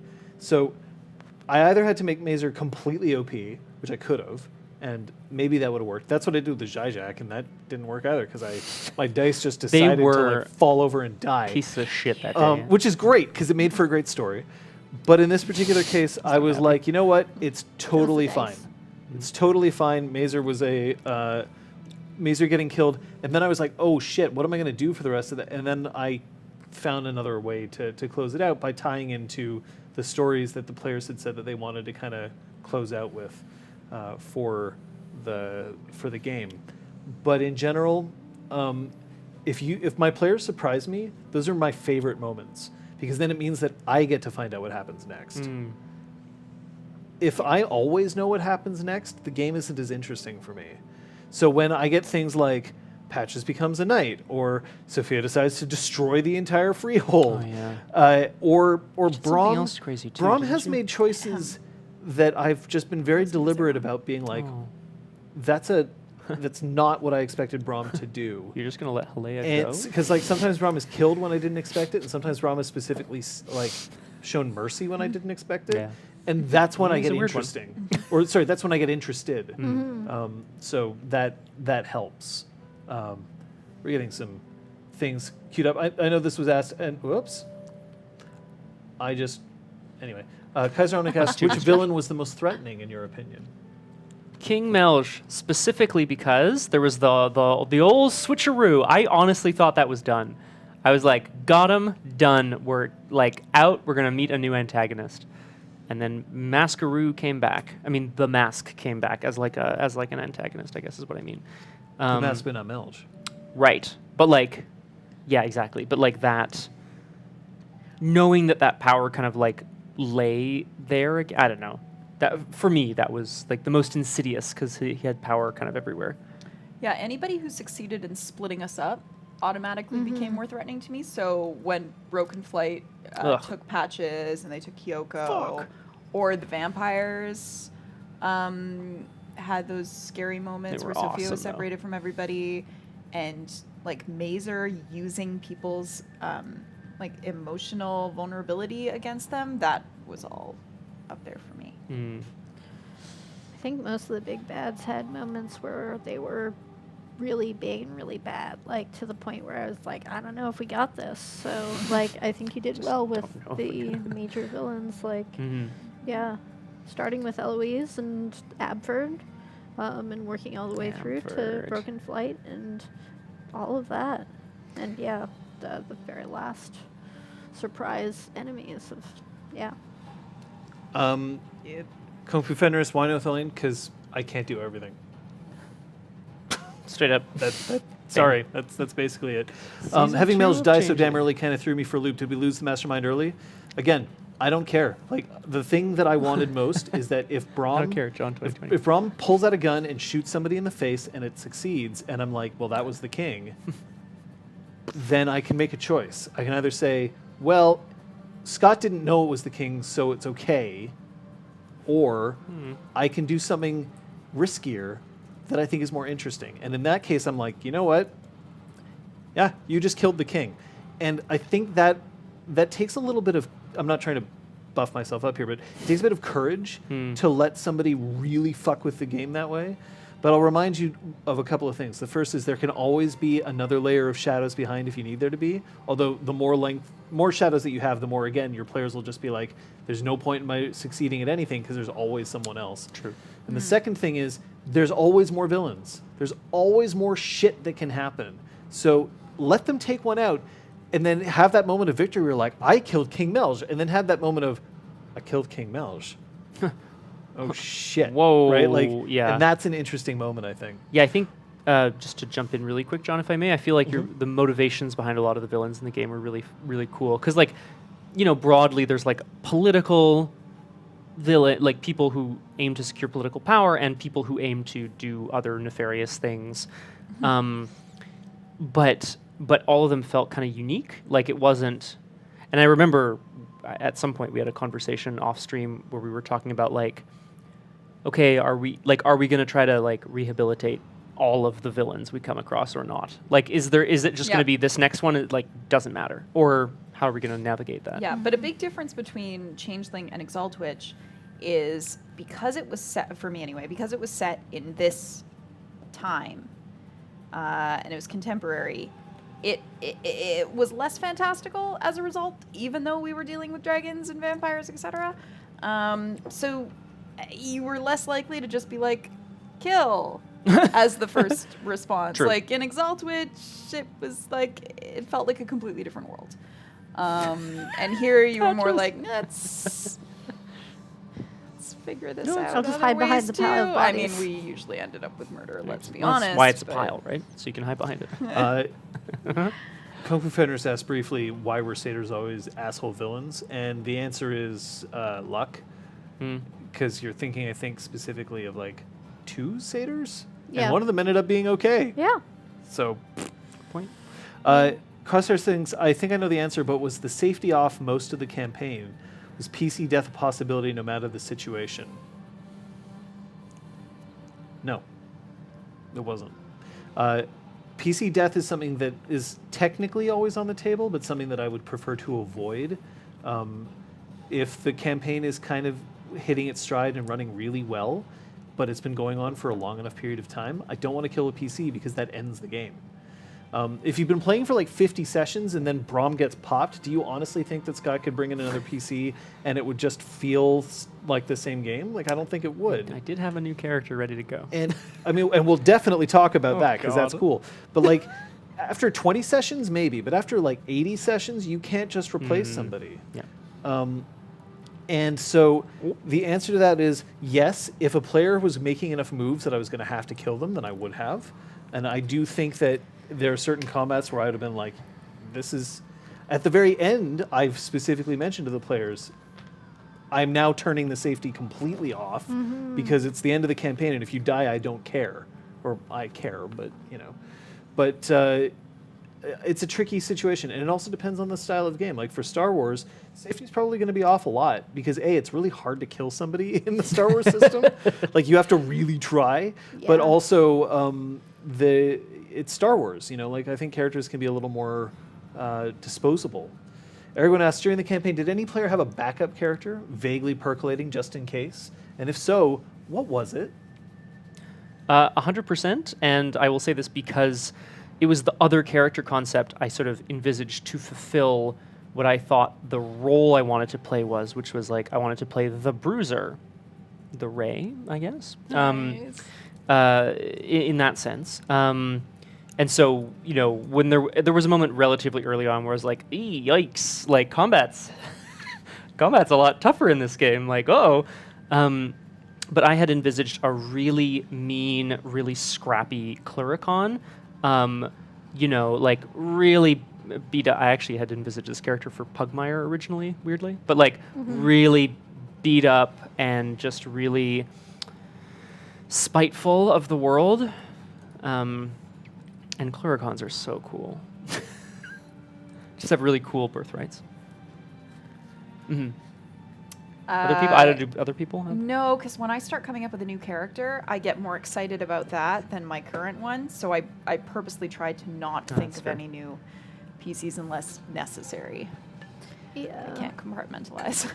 I think probably initially I might have had one or two alternatives, like, I might go down this path.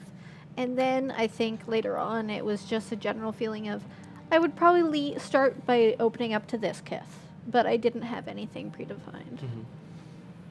I don't, because I just play whatever the fuck I want. It's one of the benefits of being the storyteller is that if I want to play a certain kind of character, I can. If I want to stop playing a character, I can. Will have PC deaths in paranoia? Yes. But the Eleanor, computer is my friend. Yeah, I don't if you, understand. John, had the chance to play in this campaign as a PC, what character would it have been? One of the NPCs? This is a very hard question for me to answer because if I wasn't running it, it wouldn't be this game, right? Yeah, that's true. No, it's true. It'd be a Now, if I was to play a character that was to act alongside these three, there's a couple of characters that were designed to be like characters they could call upon for help if they needed it. So there was Zeron and Kyoko, and Cog actually was the last one cute. towards the end. I probably, if I was going to play in it, I wouldn't play necessarily Cog because I think I wouldn't want to sort of presume upon Kate and be like, well, here's a PC that you have to kind of take care of. Right, like that's something that I can do as a storyteller and as an NPC, but as a PC, I would have to talk that out with Kate beforehand. To make sure that that'd be okay. So it would have probably been Kyoko, honestly, because Puka were a Kith that were unrepresented, and as much as Autumn She and Arcadian She are different Kith in 20th. But I remember there was discussion around, if I can say this, there was discussion around Puka and Slua as Kiths that might not be conducive to PCs in a streaming setting for the sort of like relatively obvious reasons of their frailties.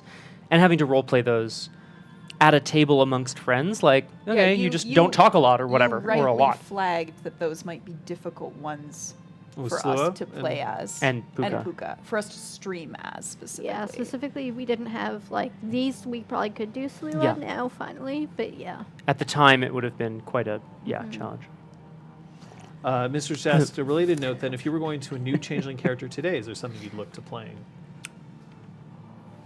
I'd have to crack that book open and see what jumps out at me. I would probably start looking at the arts that none of us used, and Yes. like I think that's where I would start. I'd see which of those jumped out at me as exciting, and figure out what type of character might use those, because there's so much. It's a big book. It's got so much content. As much as we had 136 sessions, there's so much left unexplored. Do you think we'll ever play Changeling again? Never! Whoa! She just tore the whole book in half. I thought that was the table. Damn! But I like table through everything. There was an art, actually. Specifically, I remember being like, can I work this into Brahms' character? No. Well, oh well. It's just like, well, I guess that's never happening. But it really stood out to me as something I'd love to play with. Kung Fu Fenris, I'm really glad that they didn't include any of the NPCs in Ignite. When you start doing that, it becomes very difficult to explain why that NPC isn't around. I have had this happen where in campaigns people induct an NPC into like the group, and it's like great right up until the point where you're like, well, now I always have to have an excuse for why that player is why that NPC is there or not, and I also mean it makes it a little less special, the bond that they have. If it can just be like, oh yeah, well I fell in love with that person, can they be part of Ignite? And like it's less kind of impressive. Christopher says, Liz made me think about this again. How do you as players find using your real life area as game setting in the modern Knights? I'll admit that I personally am hesitant to do that due to a preconceived notion that it'll interfere with the story, but that might be group related. I thought it was super cool when we could perfectly picture different settings.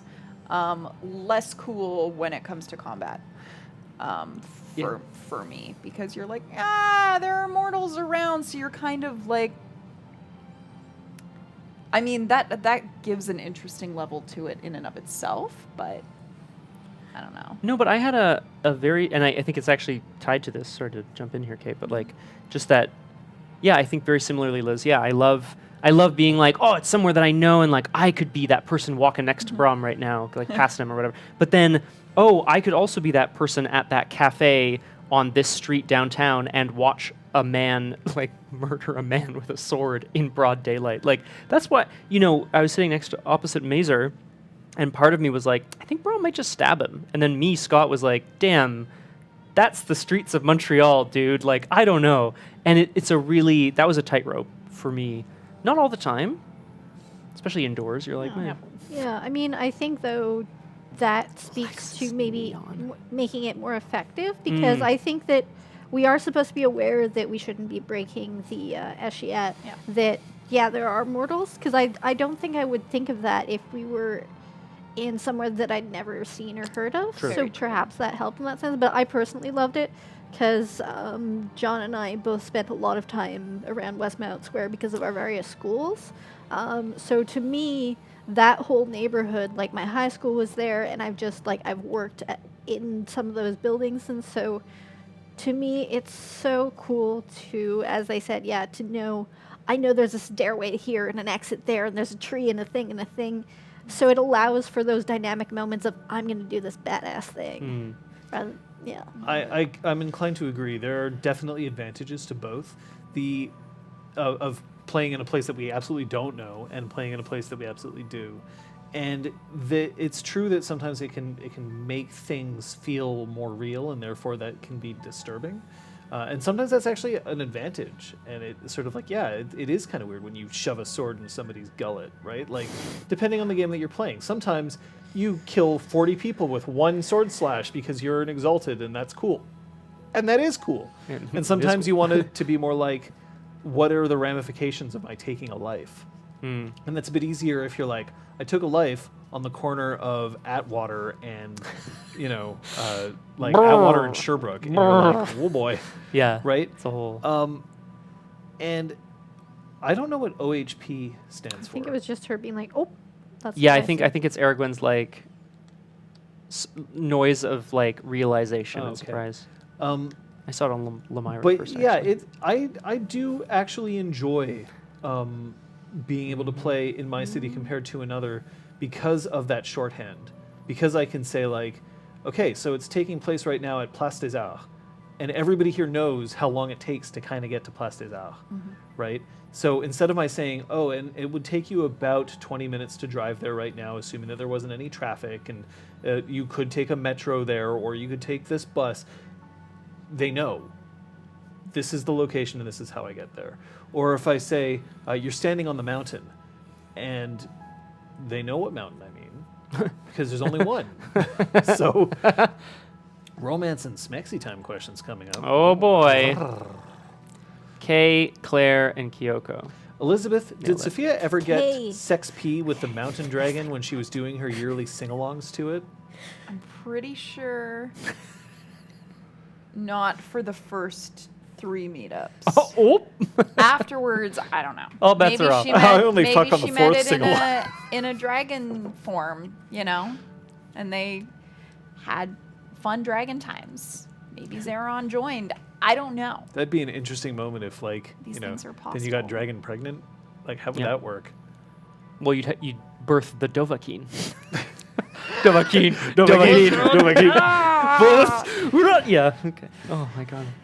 It's 2020. Still releasing No, Skyrim. that's the dragon blooded, and Yeah. the Ah, Exalted there we go. begins. There we go. Yeah. Hey, which is also good too. Well, that's how they started. Oh, that's how Scott- they started. Yeah. Is the K thing a reality or just happenstance? What does that mean? See, I said it again. No, I actually don't understand. What do you mean? Is it a reality? Of course, it's a reality. It's a thing that happened. But like, Oh, the the letter letter K K. thing. That's my wife you're talking about. What do you- It's letter K, yeah. I honestly think it's a happenstance. I don't remember naming Kay. I don't believe I did. I did name Claire. So are you saying you said, I have an ex-wife and I don't know her name? No, I'm saying the character came up in my memories at some point in the game, and it was like named, but Oh, it fair wasn't enough. named by me. It wasn't me. But I don't know. Who is this? Fuzzy. to me, it was And then it was to me funny. it was a coincidence that then just became a Oh, thing yeah. that I was like, yeah, Don has it in for you now. Which is because Claire is like a name that's very near and dear to my heart, despite not having ever been like actually close with anybody. Anyway, whatever. It's just a name that I really like. Is it possible that Kay was a namer? No, K was not a namer. She was like, oh, you're in love with Kay. Here's something. Elinari asks, what are the chances of at least a threesome, Brom/Kyoko/Zeron? Because Brauron is a ship I only built in a small little flask. So that's their question. What's your answer there? I think anything is possible. I think if Zeron was in on it, then Sophia would probably be in on it at this point. Absolutely, even if she wasn't invited. Which I think actually brings us to a really interesting discussion that we should probably have out loud. I don't have my notebook on me, but we know it. We know what's Yeah. going on here. Here we go. Liz alluded last time at the end of the epilogue to the fact that we have secrets. I need some sexy music for this. Wow, wow, I wow. don't know if I have. I don't think that's sexy We had, music. how we say, secret goals. Yeah. We had a campaign-long goal that we did not manage to completely achieve. To be fair, we only started this goal, halfway through the campaign? Oh, like a third of the way It into was the a third, campaign. Yeah. Maybe a quarter of the way We into were the at beat campaign. back. If we'd for started sure. from the get-go. Oh, no yeah. problem. Yeah, yeah. Go ahead. Gotta spit it out. catch 'em all. We realized quite at some point during the campaign, as John was saying, that like we had kind of sex-peed with a number of the different kith that are present in Changeling 20th, and we were like, well, hang on, how many are left? And then we got into a got 'em catch 'em all kind of situation where we're like, hey, there you go, Aragorn, bam. Yeah. Not seeming, kith. Yeah. Seeming Yeah. or childling, wilder, and grump. So no thanks. I mean, well, that's fine, but like, That was accidental. You did. Yeah. You did manage to get one of each seeming, by the way. Yeah. nice. Do you Lant? need to know who the childling Yeah, was? Lanta? Who's a childling? Kyoko. Oh, that's so cute though. She's so Yeah. youthful. Oh. Free spirit. She I she know, I really kind am. of she sort of Sure, shifted a back bit, and but forth. like her general seeming is childling. That's really interesting. Thank you, Changeling 20th, for childling, not specifically Meaning meaning child. child, yeah, seriously. And that's why some people are reacting a little differently right now. And Yeah. I admit that like describing her as a childling is sometimes difficult for me because she's also the most, I guess, openly sexual of the NPCs. But yeah, childling does not have to do with age anymore. So Right. So yeah, we were trying to hook Right. up with one of each kith. And despite the number of episodes, we did not succeed. I mean, who was missing? Boggin, yeah. Boggin. Autumn She, Mhm. Troll. Yes. That was So- our last three. So literally, in the They last should've episode, the idea was that Sophia and Brom and Claude. Claude would have a threesome because it was like bam, bam, bam, get her done. But like, It seemed I like mean, a really weird way to end the campaign, so we decided not to in favor of Sophia the slept with the story. knocker. Yeah. Yeah. and Patches slept with a slew. Like, Yeah. it's all there, guys. Like, go check the tape. Just check We the have the tape. receipts. Patrick We and have the Taylor receipts. had an evening. The Yes. Crosshair asks, did Mab ever get a partner? Aw. We'll have to ask her. She doesn't tell me everything, Hello, unfortunately. ma'am? I got her own cell phone, which was a huge mistake. Oh, God. Calls at all hours of the day and All Oh, night. drunk hours. texting. No, I'm just imagining Mab like just swiping right all day, every day. All right, so this was okay. So Campaign who we're knows how to actually have fun. this was so the questions that I put in with no name are questions that I've designed to have everybody answer. So get your things Oh, out. shit. It's time for a game. Which PC would be most likely to hook up with a chimera, assuming its name was Keelan?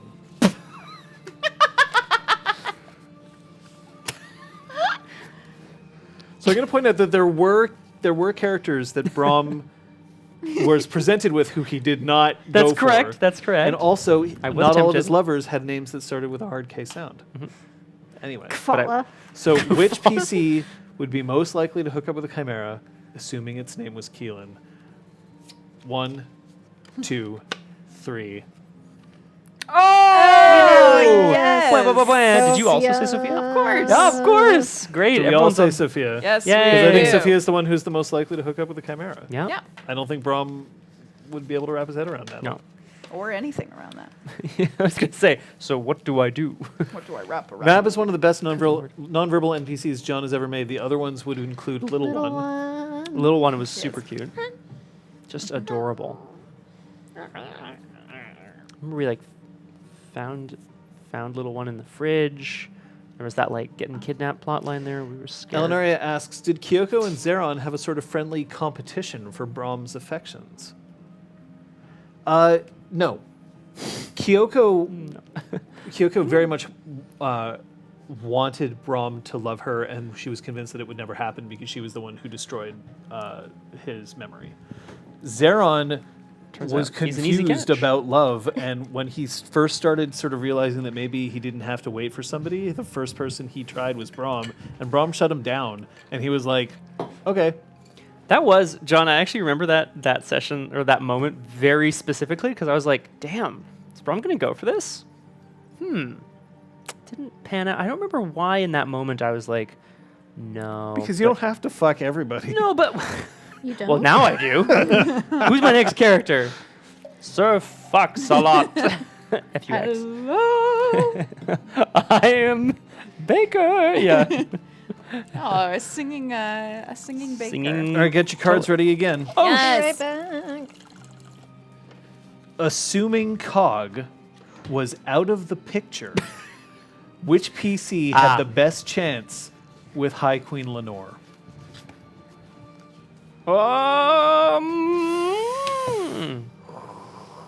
Okay, wait. Does this mean... I am not asking which PC was the one who wanted High Queen Lenore Fair the enough, most. thank you. I'm asking which That PC answers was my Lenore the one most likely to crush on. And see, I'm going to make sure that my answer is secret because I actually know the real answer for this. So I'm curious as to what your thoughts are. Damn. Cat. 3, 2, 1. Sophia Patches. Patches? Got to keep it in house. Yes! Even if Patches wouldn't have been interested in her, because that's So what, before Dougal, though? What did Yes. it? Okay. before Dougal, she would have been most interested in Patches because Patches was the creator of the group. Inspirer, doer, Destroyer. Oh. creator. She doesn't want to have sex with the Destroyer of worlds. All of them. Yeah. No. He's all dude out. All of the PCs must fight to the death. Who wins? Should we vote? We don't have to. I just thought it would be interesting. Not everyone wants to climb Mount Braum. That is definitely true. The assumption is that all of them want to kill the other, and like their Free solo, morals isn't Mount going to Braum. stop. Their morals aren't going to stop them. Yes. So the idea Okay. is that the everyone has been convinced that the other two have to die. So Yeah. they all genuinely want to kill the others. Go ahead. 3, 2, 1, go. Oh, damn, did we all pick someone new? Yeah. Nice. I mean, none's a bit of a cop-out, but what I'm thinking in my mind is, like, Braum dies first, Patches manages to wound Sophia, and with her dying breath, she, like, consumes them both in a fire or some crazy shit. Yeah. I do think that if Sophia used Sovereign, Well, that would help. She could, like, hopefully take Patch's willpower, which would be useful. But remember that But you have ranged attacks and they're crazy powerful. You just need to hit me like twice and I'm dead. both of them have a lot of willpower. Yeah. Exactly. Yeah. Which But I'm a countess. Yeah. That's You true. also but you've so brilliantly destroyed things, like set things alight. So I'm like, no, you'd pull that out and you just incinerate us, literally or figuratively. I would invoke the weird. And just So try my to- answer being Braum is that I think that if Braum had, if it was just a moment of like, okay, they have to die, Braum would be the one who'd be the most ready to kill. Yikes. I think that Patches would be close, but I think that Braum has the most experience actually ending somebody's life. Yeah. But if Sophia's ready to kill them, that means they must have done something really bad. So she's probably got the anger. well, mean, I that's would- she But anger. anger clouds your judgment. Exactly. Anger leads to fear, and fear leads to hate, I guess. You disagree with End of Game Braum being the most ready to kill? I don't know. End of game Braum. I don't know Yeah. if I agree with that. Brommy, Brom. Can Braum answer that? Again. You want more of these? Yeah, All more right. questions. Again. I will. Yeah, Brom I'll would say, bring one up. wait, I want a truce. Which, No, he's- so who among us are the most obsessive about their dice?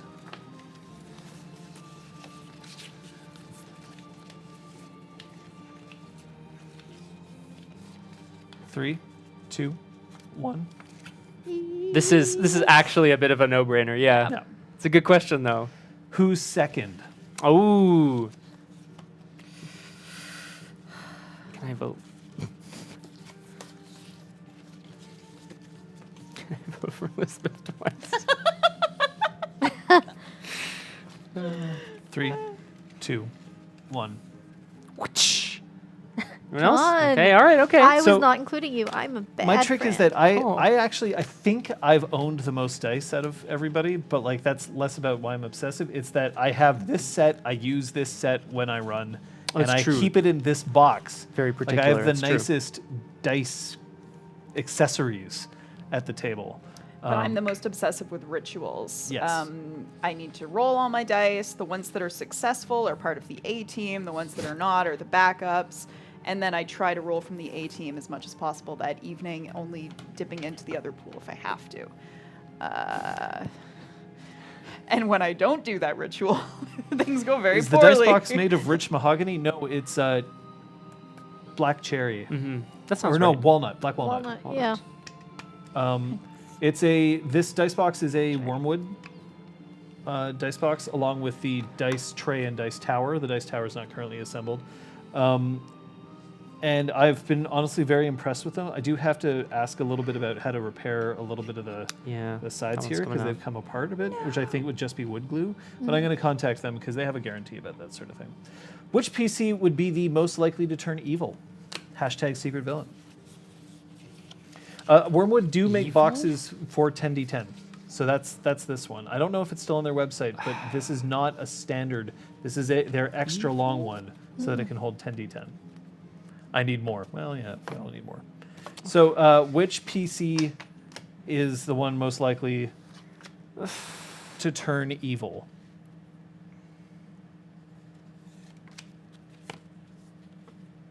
Three, two, one. I'm sorry. It's such a cop out. I'm Yeah, really sorry. I included the nun card for a Yeah. reason. No, it's true. So to Sophia and I say Braum. Oh, very good. The reason why I say Braum is because all it would take was for him to break an oath. yes, that It is takes true. us one bad day. Huh. And then I think that it would just drive him right into like craziness. Whereas Aragorn's hit the nail on the head, re Sophia. This is Galadriel, and you don't even need the ring. Who has the better shot at Zeron, Braum or Patches? Oh, actually, I think I know the answer to this.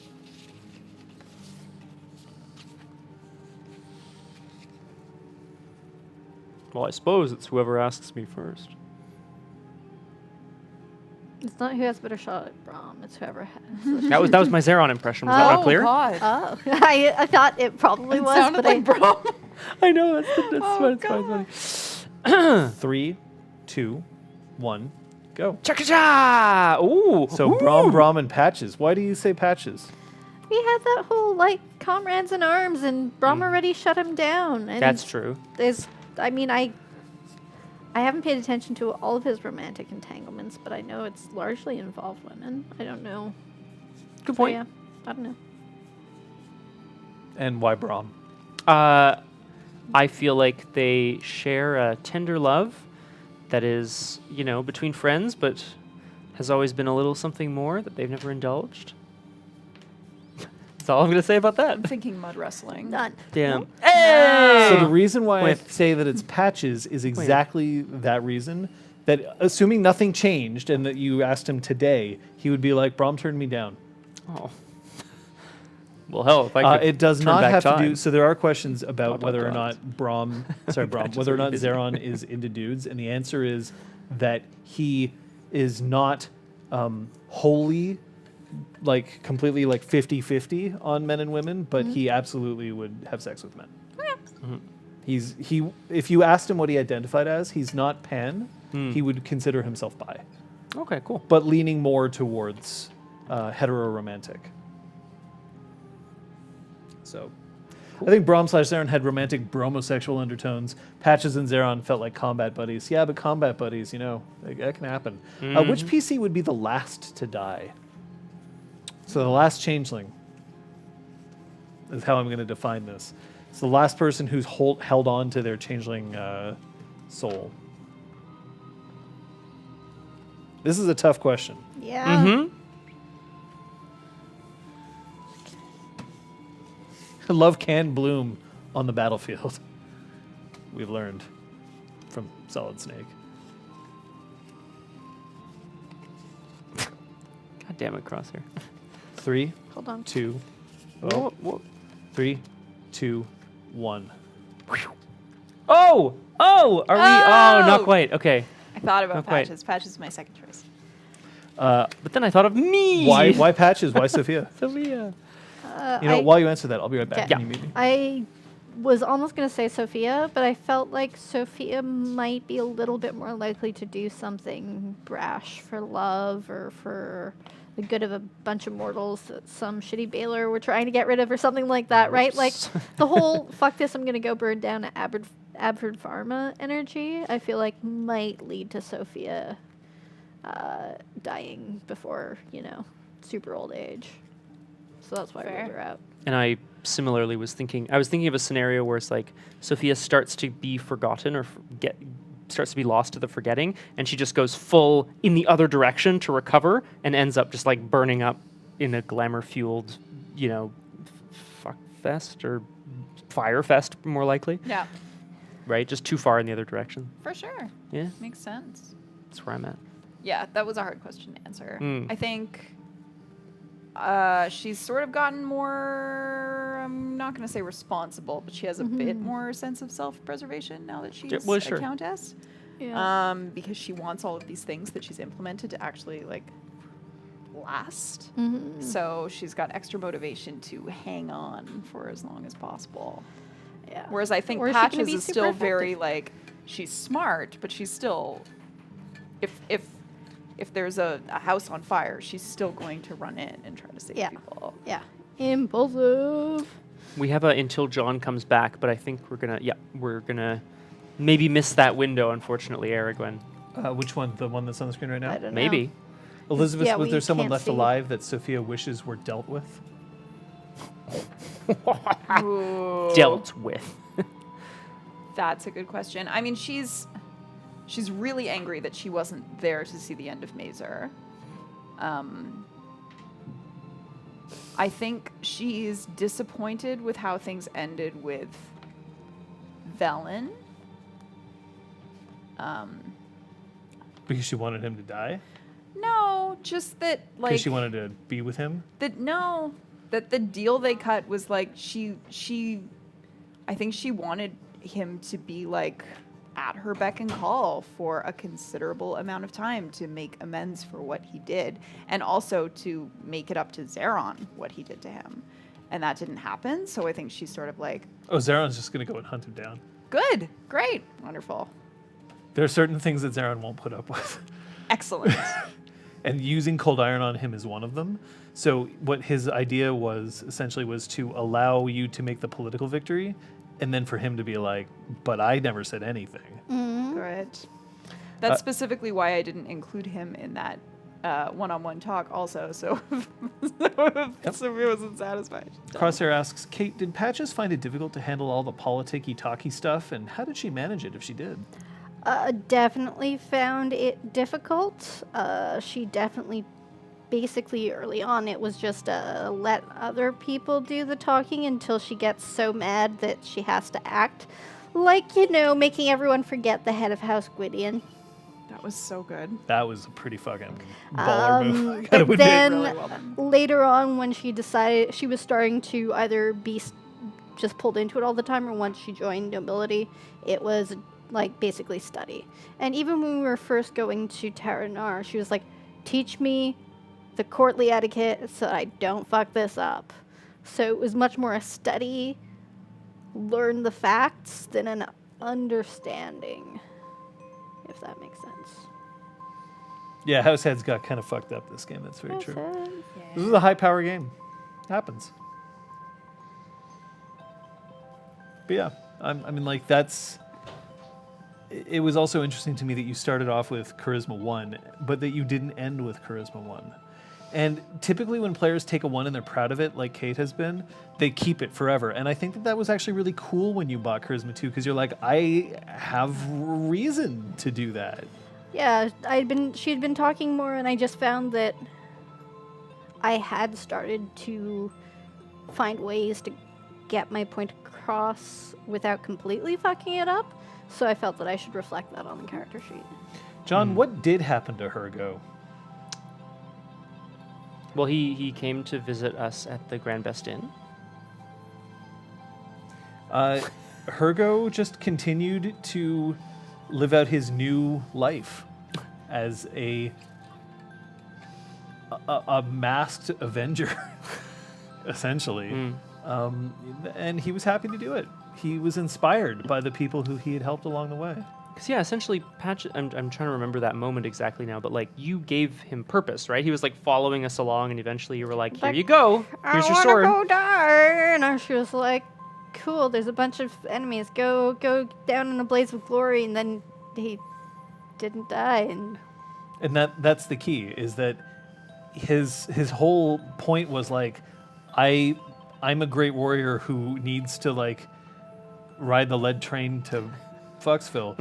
But when Patches gave him a weapon and was like, okay, you're a warrior, go deal with it, he did. Right. I guess he felt, like, named in a way, right? Like, or Yep. something. Fuck off. Was Hergo the toast of the Okay. game, as in not meant as anything but an effing goat? No, I was the one who kept Hergo coming back. They never were like, I wonder what Hergo's doing. No. That is true. I don't think we've That's ever said true. that in the game. Back to voting style character. Who cried the most the day we ended the campaign?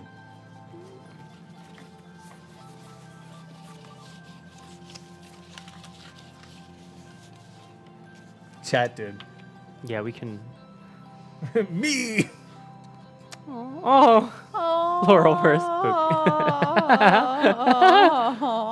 3, 2, 1. It was me. Oh! The thing so that was sweet. that it hit me Really thought I had that. about an hour before games started. And you weren't here yet, Ah. and I couldn't cry in front of Kate because I didn't want to put the burden of that on a player on Right. the last session. So I basically, like, Classic story. ran away. And like He spent. was- Yeah, go ahead. Yeah, he was just in the bathroom for a long time, and I was just like, whatever. And like maybe he's like reading something on his phone, like just completely oblivious until he told me after the game. Yeah. I didn't. My thing was I was like I didn't want to take things away from people who had grown to love things so much, and I was like I felt badly about that. And then afterwards I was like, that's a stupid thing to be sad about because there's always more things. But yeah, no, it was totally me as near as I can tell, because I don't think either of these two chuckle fucks had any tears roll. So no, it was for me it was before game. I mean, I had feelings. I should be clear. We're not robots over here on this side of the room. Well, Not yet. yeah. Not that they No, I know. can't actually. I haven't been able to check. You've just swapped out with robots when you were, Yep. We are similarly. I think I'm just my sadness for the campaign ending was overwhelmed by my satisfaction in how it wrapped up. Because I know that if I'd felt if I was sad that it was ending, that was one thing. But if I wanted it to keep going, it wouldn't have been as enjoyable. I think it wrapped up perfectly, and I'm so excited for what's coming next. So that was what was like driving it. Yeah, no regrets for it ending though. I think it's. I'll answer a question nobody asked, which was whether did I intend for the game to end happily? And That's a good question. the reality is that when it came down to it, the last session, I was letting the dice fall because I didn't want to decide. I thought it would be too cheap to sort of be like, no, you know what, everyone's going to have a happy ending, because then it wouldn't have felt like you'd earned it. And I also felt like I didn't want to specifically be like, no, Brahm can't survive this one, because I think that also would have felt like I just was like, you know what, let's see how the combat goes. I was obviously in control enough of the combat that I wasn't going to be like, okay, so round one, Zizek spends 9 rage, she slices all of you to ribbons, and that's the end of the game, because that would have been lame. But I was rolling dice open the whole session, and I got terrible dice rolls. I got fucked, but that's okay. But like to me, happy or sad ending was less important than good. And I was super fucking nervous about whether we'd be able to stick the landing. Because the key session was actually the second to last session. It was the penultimate one. The combat. And it wasn't just the combat. It was there were a lot of decisions made that day, and in the sessions leading up to it, that made it so that all the players felt to me like they had an equal say in what happened at the end. That they had an equal contribution to how the story played out. Because if you don't have that, you leave somebody feeling like, I could have done more. Yeah. Like I could have, like when it came down to it, when the chips were down, I didn't show up the way that the other two did, and that's inevitable sometimes. Like sometimes you can't help that, but I kind of felt like this time we didn't have that. Yeah, it stops being our story, right? At that point, I feel like it would start to be like, this was your story, mine was earlier, or whatever. Yeah. Brahm was a legend until the end. It's very kind. Legends never die. You know, Unless Brahm botches twice. Then a tank rolls over. he did. He went down like a punk so many times. No, not really. He's a good But that's kid. one of the good things about Changeling is you can die, but not die. Right. Right?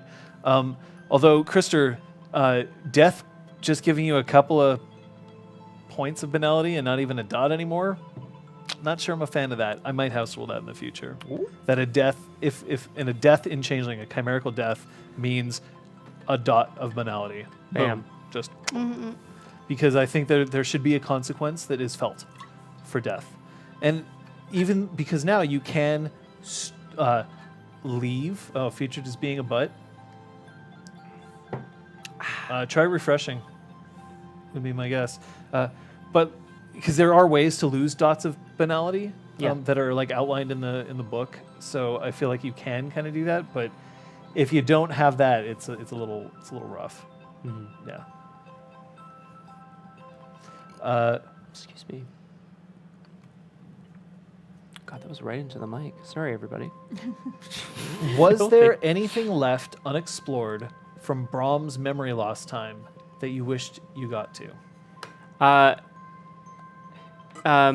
Misleading question. Only in the sense that, how much of his life was quote unquote missing was also, John, something. It's something you and I never even really, 10 years. discussed. Right. Sure. Sorry. Let me rephrase that. The amount of memory that was returned to me, I have a sense of what it was, but I never came to you and said oh hey, quick PS, there's a really important moment from Brahms' life where he saved some kids on a bus as they were going over a bridge. I had that in my head, and in fact I referenced it at one point because it was part of my story, but I didn't share that with you. I didn't share that with The there's way that I pictured you it know? was that the memories were unlocked, but that you couldn't remember them until something triggered them for you. Because otherwise, we would have had to come up with 10 years of backstory Oof. right away, and I think that would have been too much. and then montage through it. There is one thing that I would have wanted to. Actually, no. I'm kind of glad that it's as vague as it is, because I think that it's an interesting question, but I think that it's a heavy topic, especially for on stream, which is just how much did Kyoko do while you were gone? Oh yeah. What did she do in King Melge's court? Yeah. And some of those things may have involved some personal sacrifices for her, but I don't necessarily want to get into what they were specifically, because I don't think that the answer would be satisfying, and I also don't want to squick myself out, because I don't think she regrets what she did, but I think that she believes that others would judge her for them, and that's why she didn't bring them up. Right. And I think there's a really fine line between characters in a role-playing game having a relationship in which they have secrets or they keep things from each other or whatever, and the real-life experience that you can picture of a couple who are together for a long time but who keep things from each other from their past. Those are too close for me. I'd be a little... Because she skeeved also out, maybe. specifically disobeyed McAllister.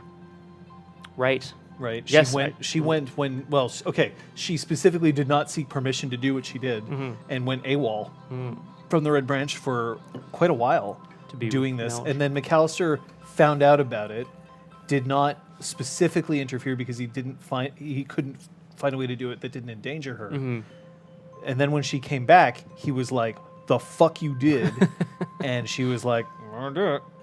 But I think I like the fact that it's in mystery, because I think that then people can make their own decisions about Right. what kind of happened. Yeah. Yeah, I was just concerned for Kyoko and her well-being. Yeah, in me too. when that was revealed. Yep. Yeah, I thought it was handled well, and No raggarts. no raggarts. We don't need to You're right. We do. It was clear to me that she was had been through a lot, for lack of a better term, I guess, maybe. But Because if they hadn't, there'd be no reason for the Red Branch to be in the state that it was. Mhm. Kate, what eventually made Patches decide to go with the whole night thing? Was it a need to help alone? Or was it Brahm or Sophia influence? Or was being noble always perhaps in the cards? It definitely wasn't planned. It was never. I don't think for most of the game, if you had asked me if Patches would ever be noble, she would have said yes. It was really only in maybe the 5 or maybe 10 sessions before it happened that there started to be little bits and pieces that had accumulated over all the sessions before of Patches hearing people say, "Oh, well, we'd offer her a position, but she wouldn't accept it." Just the Tell me what way I that nobility spoke about non-nobles. And there's a lot to it. It's actually a really, I feel like I could talk for half an hour about it, but there were a lot of little factors that added up. The fact that so often the nobles are just certain kith, and that knockers and certain other kith are much less represented in nobility. It was a way for her to get more shit done. It opened a few more doors, but absolutely, in the moment, it was very focused on Sophia and Zeron. They seem to be happy together. They want to be together. I've heard this from them now that they want to be together. And Granville isn't fucking doing anything about it. Okay, cool. It's me. I'm gonna give myself as much power to help as I can.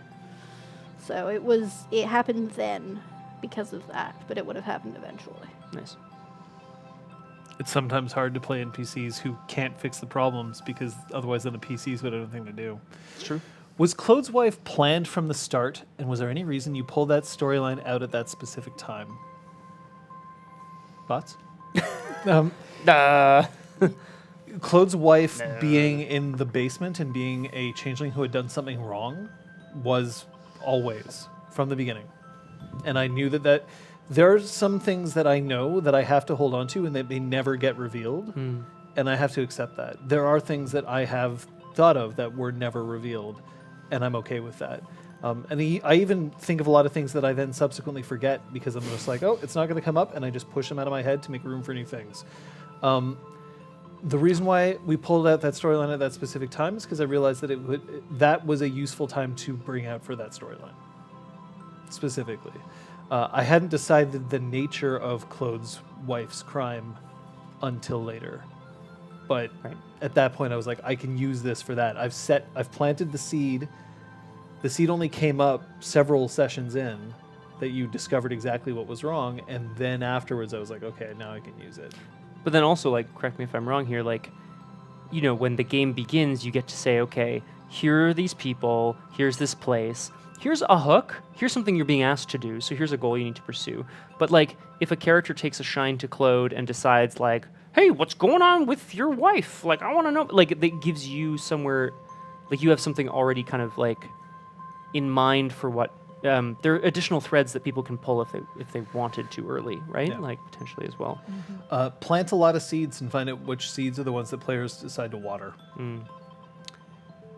Kate, quick PS, the candle's been out for about 2 minutes. Okay, so thank you. that time. Yeah, because I had seen it recently. It was still on. So that was like 4 hours. Woo. Yeah, we're at 3:49. So Nice. it's good. It should be fine. Cool. Elizabeth, Yes. do you think that becoming the regional leader type hindered Sophia from inspiring people on a more personal level? Or would she even miss it, seeing as how she could influence the masses now?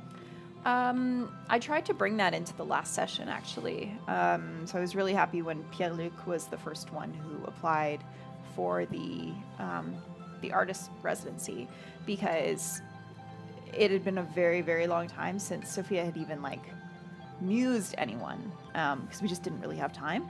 But I decided to work that into her character. So yes, she can influence the masses and she can implement these programs that she's very excited to do, but she still misses the individual interactions. Yeah, so to still have bits of that, I think is going to be fulfilling to her. Not to the same degree that she had before, but it's still present in her life. It's very important to her. Hey. To me, was there a potential for some more serious mage/changeling crossover shenaniganery? Sorry, I'm going to say this again. Shenaniganery. Shenaniganery, sure. Since Patch's father showed up, I kept expecting more madness to ensue, but was thankful that no Marauder did. So first, I'm going to point out that the amount that I think all 3 players know about mage is pretty minimal. Yeah. Which meant that I was planting, again, a seed and seeing if it was going to be watered. And to a certain extent, there was some interest in, like, you had your concerns over the probability engine. And I think people enjoyed seeing Patch's father, and also the slight embarrassment that came about as whether or not Patch's father was trying to, get in with the doctor. Doink. Yeah. The dog, Which, yeah. by the way, do you want the answer to that? Of course. I mean, sorry, I do. Not even once. Not even once. No, it was there any complete. interest? No, What were they doing down there? no. Saley was hitting on him. Oh, sure. But he was just like, I'm an assistant, and she was just like, Oh, he's one of those. no, seriously, I need you to just come over here and take your clothes off, love. And he'd be like, okay, what's this for? Oh, never mind. Like, so, he did doink. But yeah, no, in reality, it was see how much my players cared about it, and they didn't care that much, so it was okay. Kate, how did Patches and her father eventually settle things? Does it continue as the slightly frictional yet functional relationship that it was? Also, did they ever start combining the two fields of dreaming and the magic thingy he did? Start with the last point. She kept trying to, like, coyly ask him about the whole mage thing, and he never seemed to engage on it. So I think she probably would continue attempting, but based on his behavior thus far, he may not have. I think that her relationship with her father will never be perfect, considering their estrangement for the majority of her life. But I think it's definitely a lot better than it had been. Yeah. Sally's had the biggest lack of sexy times. True? I mean, biggest lack, I think to me implies somebody who like really wants and does not get. And for me, that would be Incisor. I think Incisor has had the biggest lack of sexy times. Even though she's had. Incisor actually got to experience a relatively long-term relationship with Sophia. I know. That's right. And still, Sally I would just struck out every fucking time. And yet, I just find her disconcerting. Stripped in front of them. Oh, they didn't? Oh. And somehow she still just puts me off, man. I don't know. Scott, what came Yeah. of your Brom loinsicles? Oh, gross. That's kids, your kids. Did someone do something about your kids? And I'm assuming that's a Back to the Future reference, and I'm here for it. I just assume Ware's taking care of them. What do you mean they're out on their own? Who authorized this? What became of the... I honestly, that would actually, like, if we were... Again, if we maybe weren't necessarily streaming or whatever, if we were playing in some medium where I could, like, ping John with messages all the time, I'd be like, hey, I'm going to call my kids. What are they up to? Hey, I want to really... Like, I want to be more in their lives. Like, I want to teach them more about this and that and the other. Whereas I guess in this game I was like, meh. I love their little duality, the two of them, and especially knowing now that they weren't. I'm not going to say meant to crystallize. It's not that they're not meant to. It's just like that they both did at the same time. It's like I feel like it's a very particular relationship to have with your brother. And that relationship is going to make for some hilarious, like, buddy cop comedies over the years, you know? I can't wait. Do you have a favorite child, and why is it Gus? This is a great question. Oh my God. No, obviously That reminds me Aiden of is my another favorite question. child, and Gus is a little piece of shit who needs to learn how to clean his damn nose. We love Gus. God. We love both of these kids, guys. What do you want me to Jesus say? Christ. Oh my God. I am obviously kidding. Father? Yes? Oh, you've been here this whole time. Well, now you can see that sometimes people get angry, Gus. You're a bad father. Bad father. Bad father. Whoa, what's happening Named. again? Scott, do you think that Brom Flashback. finally went out, sitting in a leather chair in his freehold, staring at pictures of Ignite? Or going out for one last adventure and dying to some beastie because his hip couldn't take it anymore? Or Oh, my option hip. C of something else? I actually had a very specific vision for the end of... Ever since you asked... Sorry, I'm going to say this. Pre-full party, you asked us, like, how would your character die? I was like, huh. And I've started thinking about it a lot for characters that I play. Like, oh yeah, what would that look like? And I described a situation in which Brom has, like, finished his adventuring and has re-grumped, and his, like, kids are off doing who knows what. The High Queen interns. Yeah, exactly. Thanks so much. Gross. And, like, things are well, but, like, you know, he's kind of passed on all the wisdom he needs to pass on, and he goes for a walk on the mountain and looks out over the city of Montreal and physically becomes a stone statue and just becomes like a guardian over the city. You know, teenagers would pee on that statue, right? And I accept their urine with pride. Hello, I am Brom. And so you turn into like a gargoyle, like Disney's gargoyles. Yes. You'd be voiced by probably LeVar Burton or somebody. I'm okay with that. That sounds Actually, great. no, Michael Dorn would probably voice you Yeah, in the the deep low voice. Yeah. I'm all right with this. Who was the don't best dad understand in the this. game? Well, not me, that's for sure. Sophia, right? dad? Oh, Sophia's dad, right? Yeah. Sophia. What? Yeah, did- in the did steal that flashback, cloak. that was pretty great.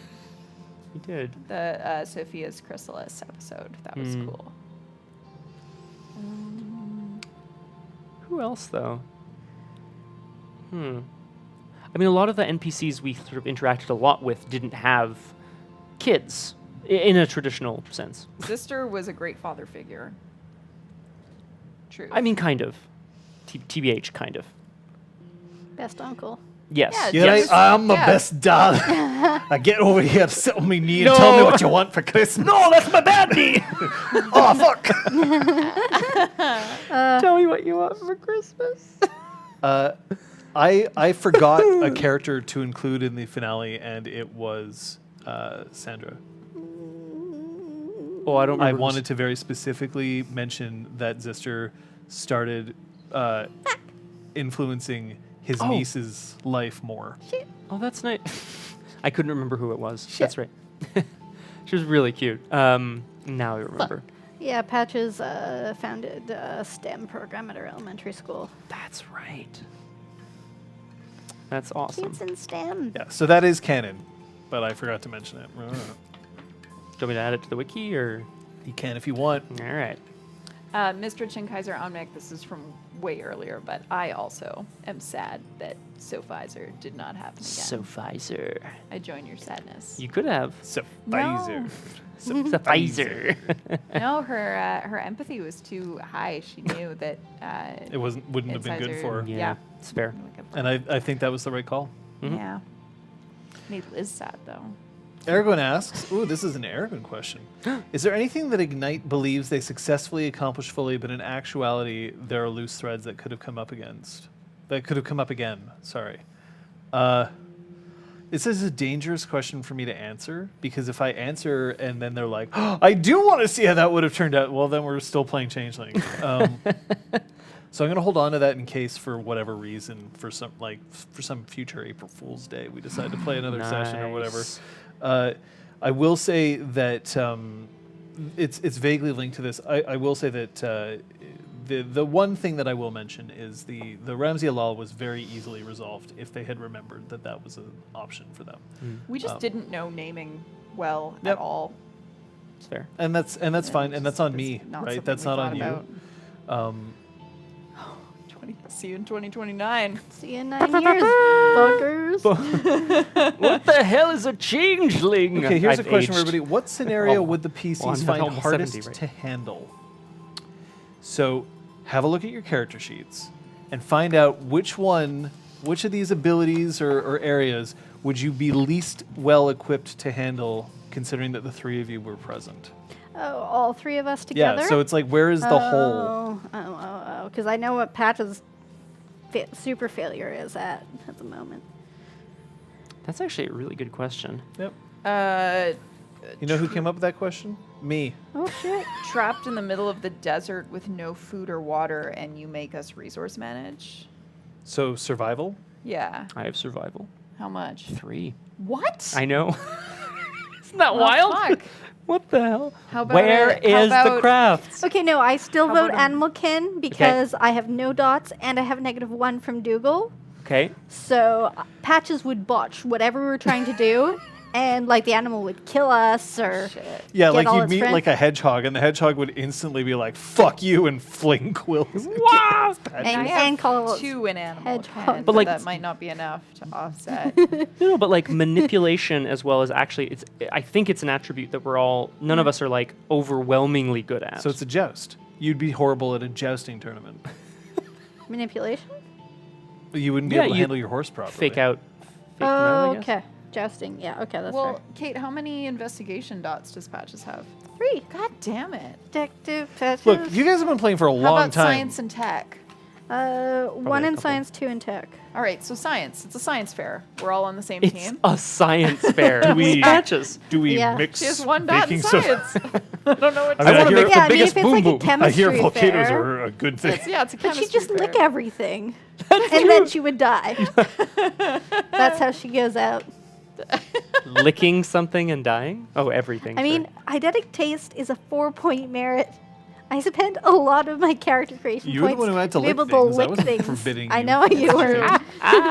So that's how Players, she would die. was there an art or skill you wish you'd gone for as opposed to another because you feel it could have taken the character and or the story in another direction, which would have been fun to explore?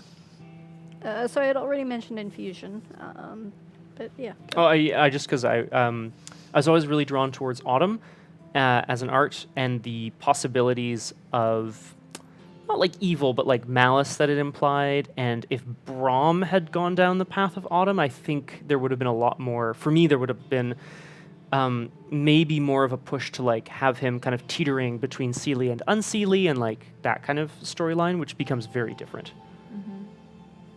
Maybe naming. I remember when I was making my character and choosing arts, naming jumped out at me. But then it seemed like a really complicated art to try to undertake for my first foray into Changeling. So I gotta opted do not to. something. Oh boy. I gotta do something. You'll see. Sir Krister, it would be my pleasure to judge your science fair. I am very well versed in the necessities of corrugated plastic. And of course, it would be my honor to present the prize, which would be a handcrafted medal that I made myself for that who is the most worthy. Players. We all like Reggie. Yeah. We all like Reggie. What significant character trait or action did you introduce into the game without really thinking about it?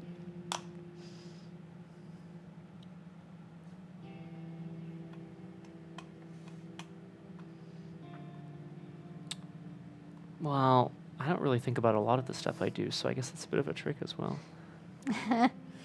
Well, Brahm's no. So forgetfulness. Aragorn, that is absolutely because I have amnesia and flashbacks and mystery enemy all on my character sheet. I don't know. It's like that's the really weird direct way of speaking was something that I just started doing, and I was like, okay, I guess this is a thing now, and now it's. I guess I am Brahm. This is me. I am Brahm. It's like a very, I don't know. It's weird. Well, impatient But that's- just made sense to Patches. Mhm. So, like, as much as it is a trait, it is also just, it was an obvious choice while I was looking through them. So, that, Just without thinking, it just Yeah. like, whoop. yeah. Yep. Anything jump out to you, Liz?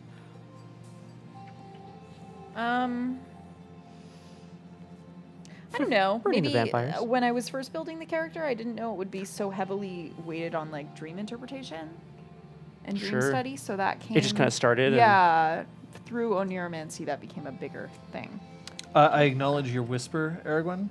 I guess that's So the I'm exact gonna question, but- do this. So we're not ending, but I am going to say what the play of the campaign was. So you Oh! don't look at the screen for now. Damn. So there has been a vote, and I'm going to go up, as it were, because we can.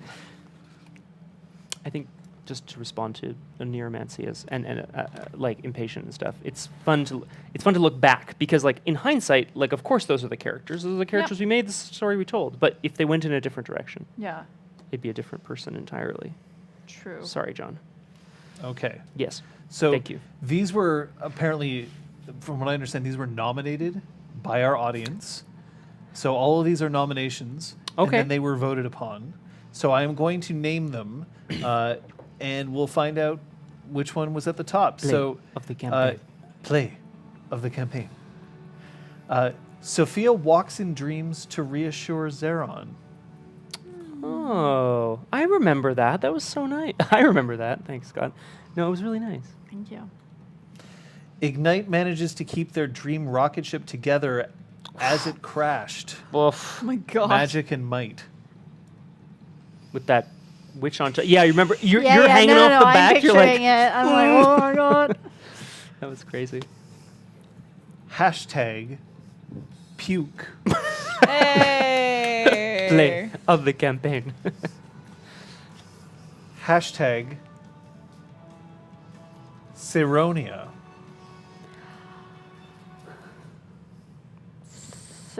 Sophia. And, like, is that the queen? So it's Sophia Adzeron, Oh. I believe Oh. is what that is. Sorania. Oh. Okay. Yes, Okay. yes, there we go. So Pharaoh. I was like, Since I'm that's not got to be looking a at a threesome of some screen. kind. Yeah. How many has she had? Let's go through. Yeah.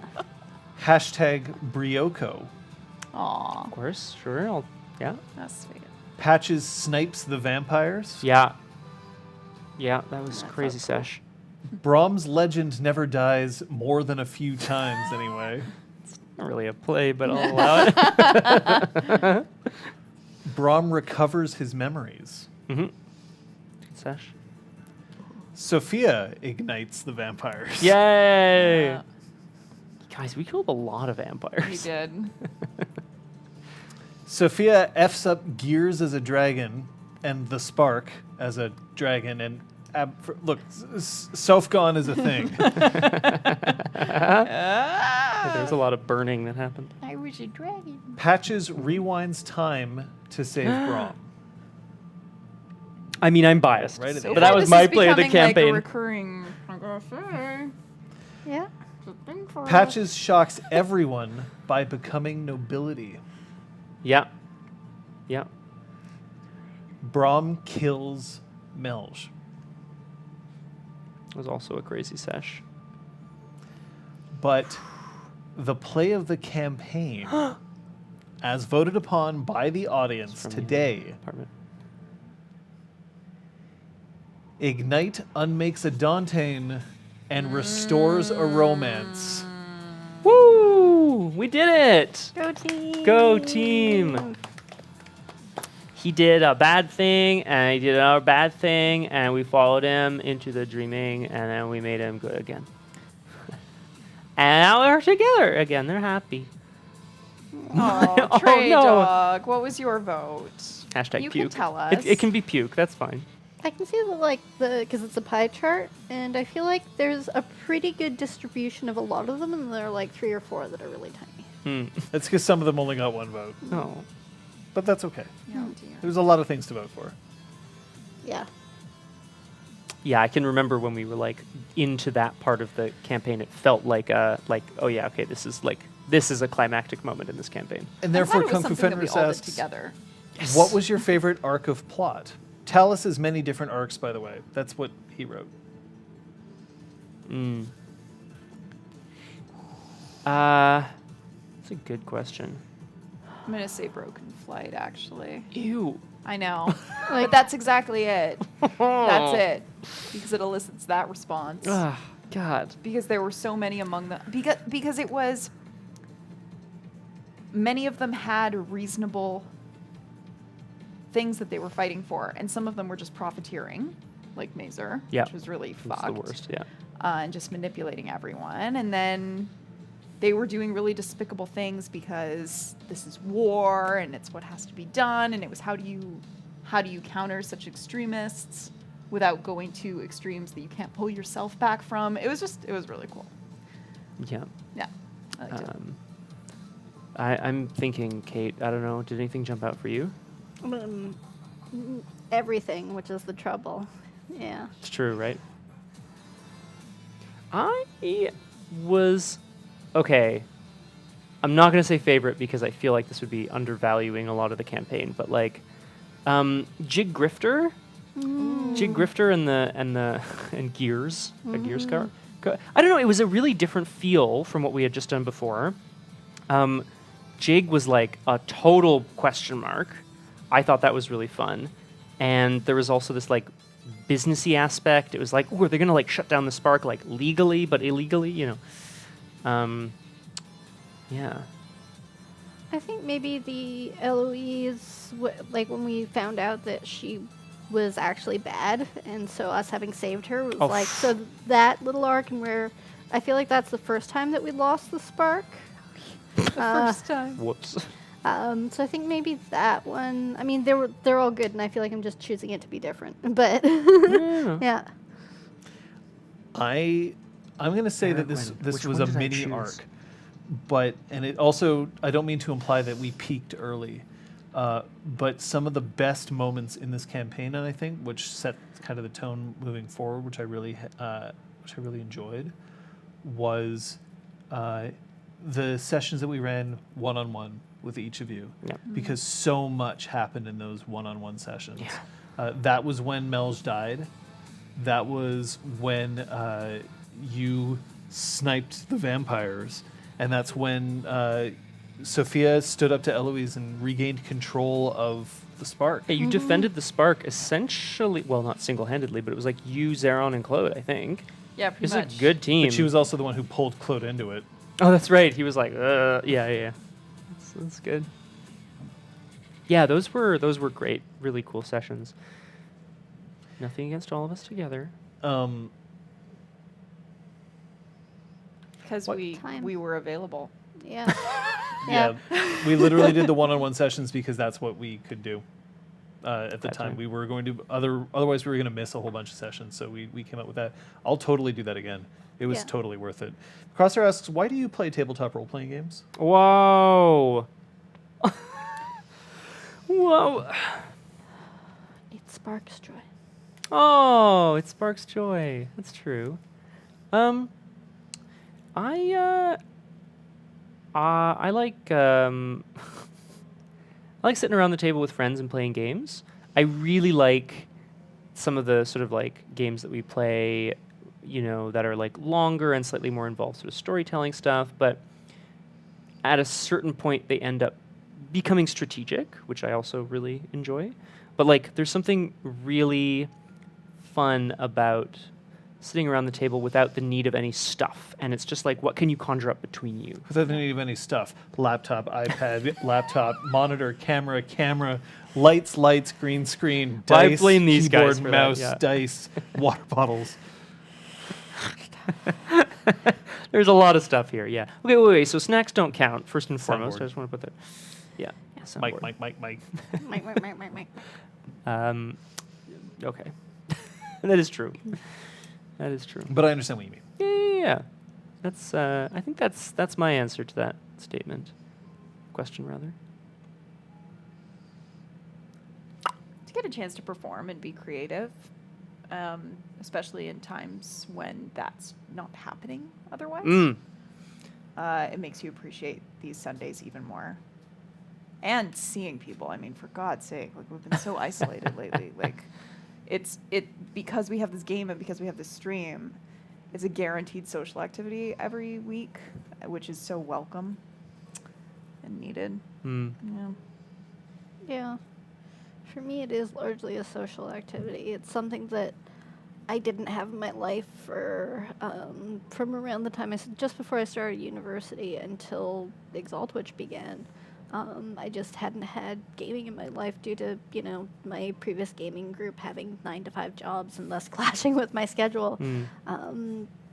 Yeah, it's the collective working together to create something, which is what I get out of theater, is that collaborative effort. Yeah.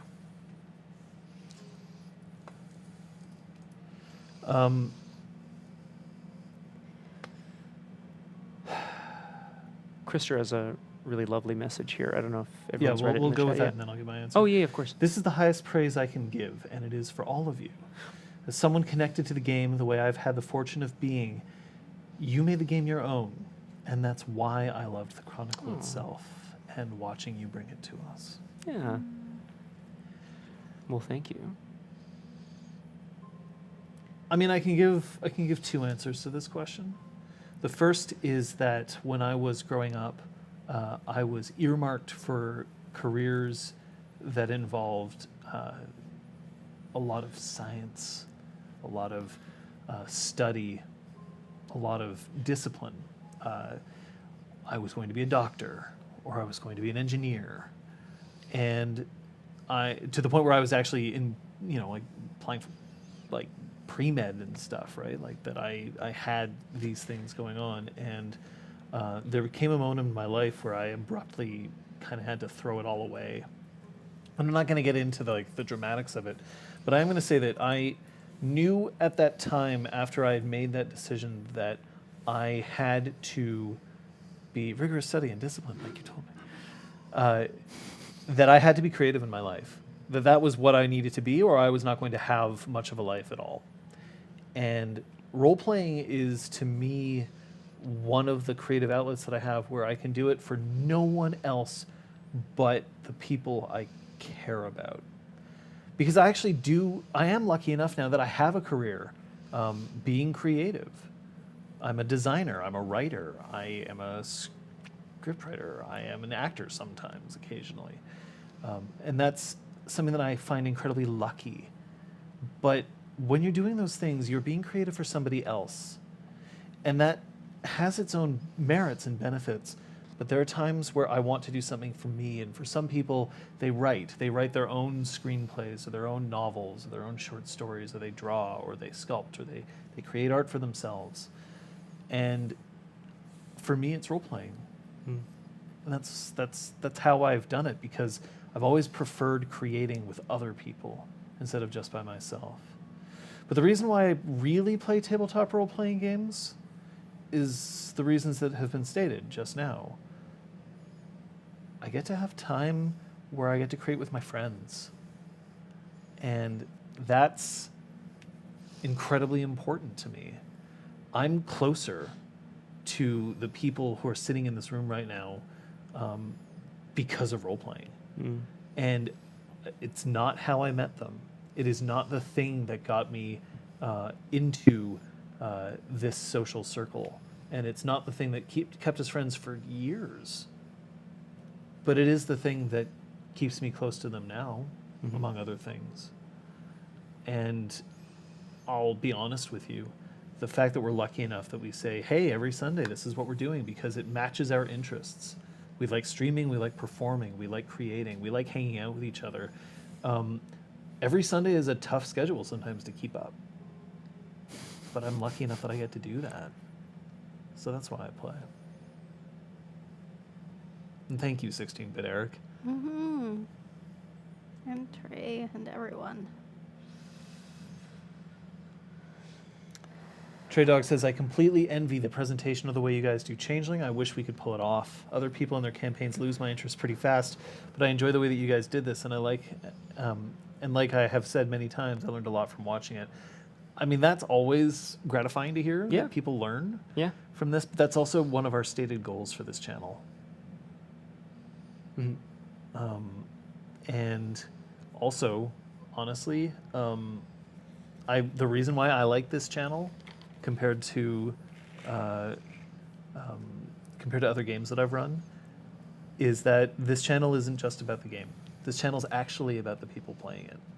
Because and I firmly believe that. I think that the campaign is actually secondary to you, to us being able to reach out to you directly and seeing how we react. It's why it's incredibly important for me that we have cameras on our faces and that you can hear us properly. So, the Crosshair asks, how do you feel about the length of the game? Was it a bit long or just enough?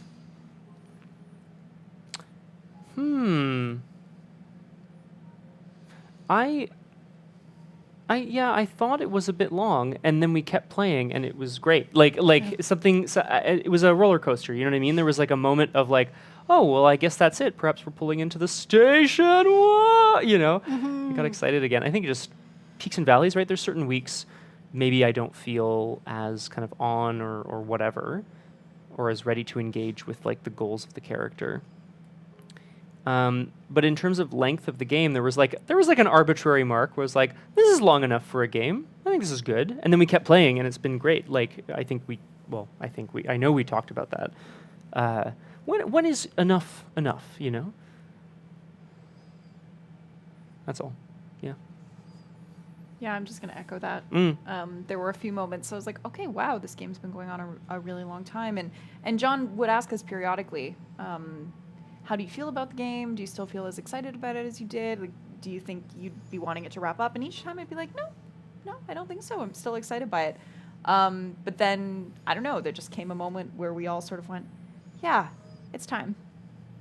So it felt right. Yeah. And I feel like for a while we also didn't have as clear of a sense of what might come next. Whereas more recently, we felt like, okay, we have a lot of options to explore. And I feel like that's part of it because I find these Sundays so valuable in so many ways that I don't want to just end if it's still working and go to nothing. Yeah. Yeah. That is the key. It's like, if one day we were like, well, I guess that's it. And then the next Sunday it was like, do you want to hang out or not? You know what I mean? Like, then it would, that would Yeah. be very sad. Crosshair says, for me, if you'll allow a moment of non-aloof, as Kate said it, as I probably said in last Froyo, these Sundays have been one of the constants for years now. No matter the week situation, whatever happens, I knew it was there, 1 a.m. every Sunday to wrap the week. I've gone to bed happy for 5 years, and here's to 5 more. Was the game too long? Yes. But it's only yes because it's hard for audience. It wasn't too long for us. Now that we're transitioning to a new season format, we've got like kind of a stopgap to try to be able to keep audience in. There are people who've been watching the stream from the beginning who've reached out to me who have apologized for falling off the wagon and then being like, I could never get back on. There's just too much content. And I agree. Like, how the hell are you going to watch like 80 episodes, 100 episodes, 130? Some people did. Sure. But And wow. it's tough. So we're going to try this for the next while. We're going to try seasons. We're going to see how that goes. And remember, it doesn't mean that a game has to end when a season is over. We can choose to renew or move on to something else. But I do want to make sure that we're taking into account everybody's needs. And if we decide at some point, no, we absolutely have to have these 100-episode long fucking weird-ass blockbuster campaigns, then we'll go back to them. Yeah. So, These marathons. Kung Fu Fenris writes, I got a hell of a lot of praise when I wake up, but y'all have created something amazing, and I'll be around to partake of your damn joy. And now I'm getting sleepy and melancholic, and you're reawakened to the dream of Arcadia inside of me. That's hell of rad. Nice. Nice. We'll always, by the way, Danny, Lily, and anyone else, we'll always have at our core trying to teach. Although we're not like directly teaching all the time, but we have plans to help that even more in our streams coming forward. We hope that you'll stick around to find out. Kaiser Omnic says, this chronicle really motivated me to try to take a second look at the World of Darkness. Might play Mage in the fall. Very cool. So that's really good to hear, because then, you know, you're kind of taking the passion that you feel for a game and going out and like make it in your own image. You know, do something that you think is going to be fun. Dio the Yarn Dragon says, I started my Changeling journey before I met you guys. At first I hate it. And then I started learning more and I started to enjoy it more, but I still couldn't wrap my head around it. This stream taught me so much, and I learned to love Changeling the more I learned. Thank you for that. Well, that's really cool too. Thanks, Dio. And Krister says that I hope that you've learned from Sophia that it's hashtag Sealy for life now. The Crosshair asks, yeah, what's the one thing you learned during this game, not necessarily even as a player or storyteller, but also as a person? Whoa. Whoa.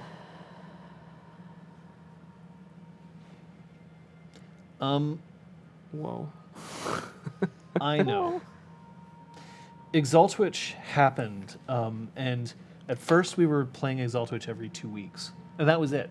And we were like, yep, that's what we can commit to every 2 weeks. And then we realized that every 2 weeks was kind of difficult, because if you missed one session, that meant a whole month between one session and the next. And we were like, no one's going to remember shit about what happened, especially in a stream game. And then for us, we also started being like, well, maybe we could just play the next game and then we'll skip, right? So we'll play 2 games in a row. And if I remember correctly, it just became, okay, well, then I guess we'll just start playing every game, because we realized that we were enjoying it and that we wanted to keep going. And the stream also started, you know, gathering a bit more steam, and people started watching it more, and that kind of motivated us. And then I moved, and it took me away from people who I very, very, very much cared about, and I went to a place where I knew almost nobody, and I had a link back to here that was game. And I'm not saying that like I wouldn't have stayed friends or like that we would have fallen, but like there was a link. There was a link. It was right there. And I learned how important that was for me during Exaltwitch. During Changeling, I learned how important that link was to me, even if I'm still here.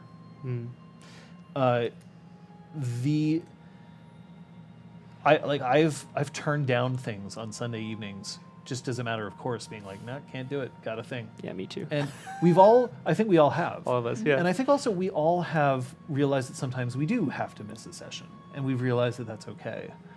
But we've changed the default.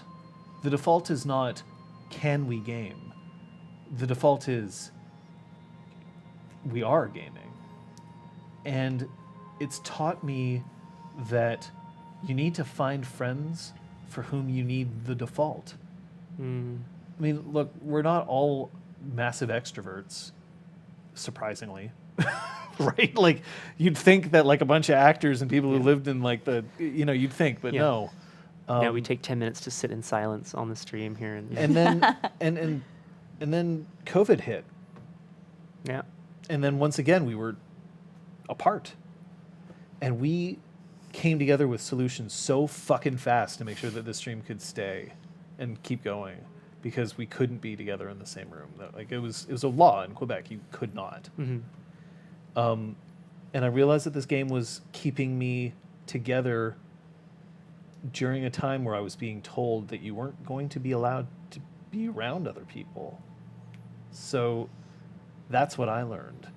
Just how important that it is to have something like this for myself. For me. I'm not saying it's necessarily important for everybody, but it's important for me. Yeah, I mean, that's really well said, John. I guess obviously. What do you mean, obviously? No, it's really well said. Yeet. Hold on, I'm going to interrupt you. Wow, go One for of it. the last gifts I received from my mother before she boy. passed was a copy of Changeling 2nd Edition. Oh. It was the game that carried me through some of the hardest times in my life. I've become very passionate about it, to the point of being incredibly opinionated in the past, I'll admit. And though I backed off from that, I can say that, without a doubt, this stream has been the purest embodiment of the game that I carry in my heart. Thank you. And that's from Pukajutsu. Damn, Pook. Can I get that on a t-shirt? Yikes. Just the last sentence. I don't know.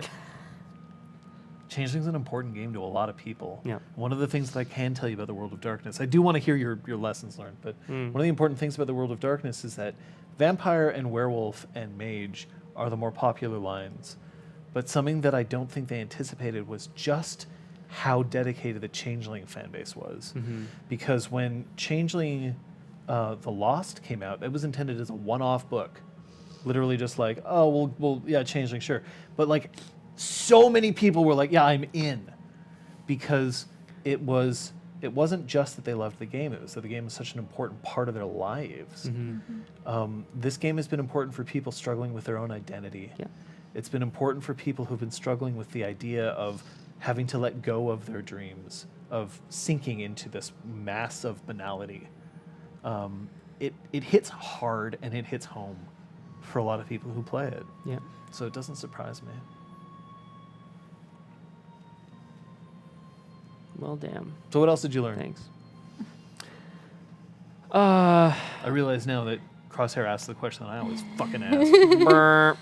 I mean, I just want to kind of reiterate a little bit, John, like, because I feel like I learned something very similar but very valuable as well, which was like, because change is the constant in our lives, it's like ever more important, I think, especially as you kind of continue to grow and find changes in your life.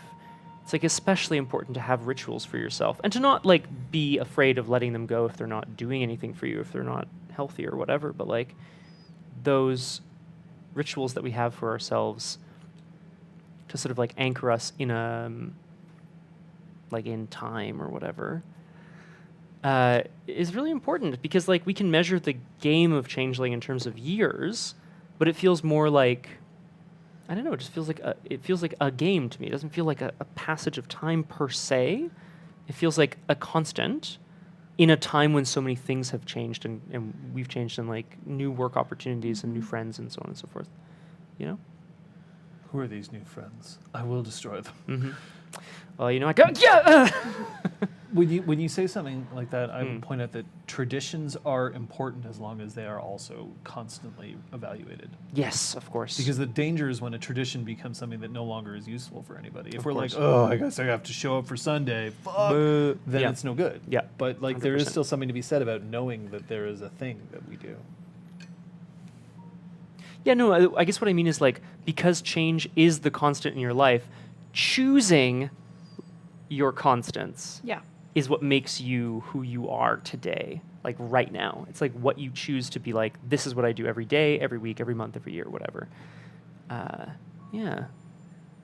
Yeah, when I was growing up, I was constantly losing interest in pastimes and hobbies and pursuits, constantly. But the only thing that I was always interested in from a very young age was acting.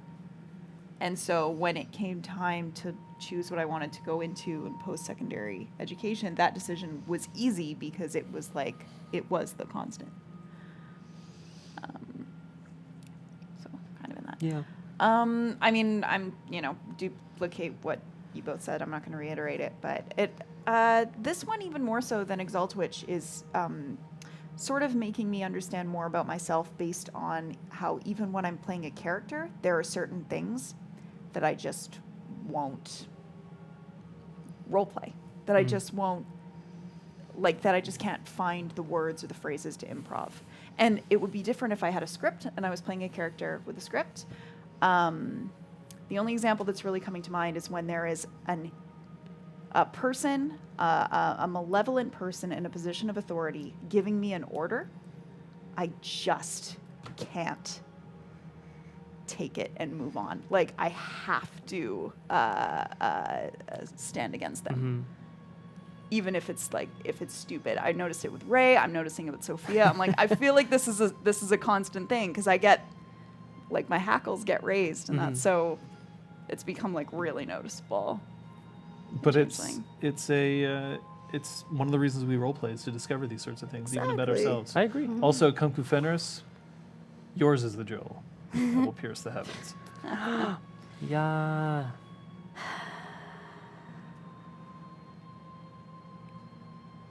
Change is good.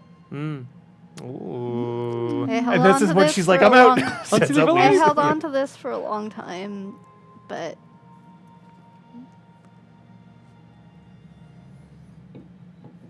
there's so much change that we encounter in our lives that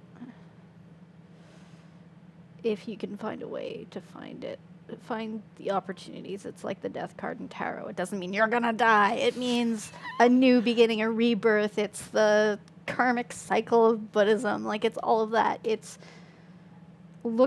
finding ways to find the good in the change. Because I feel like if I have a motto, especially when it comes to certain facets of my career, it is don't fuck with shit. If it works, don't just change it because you can. Please stop.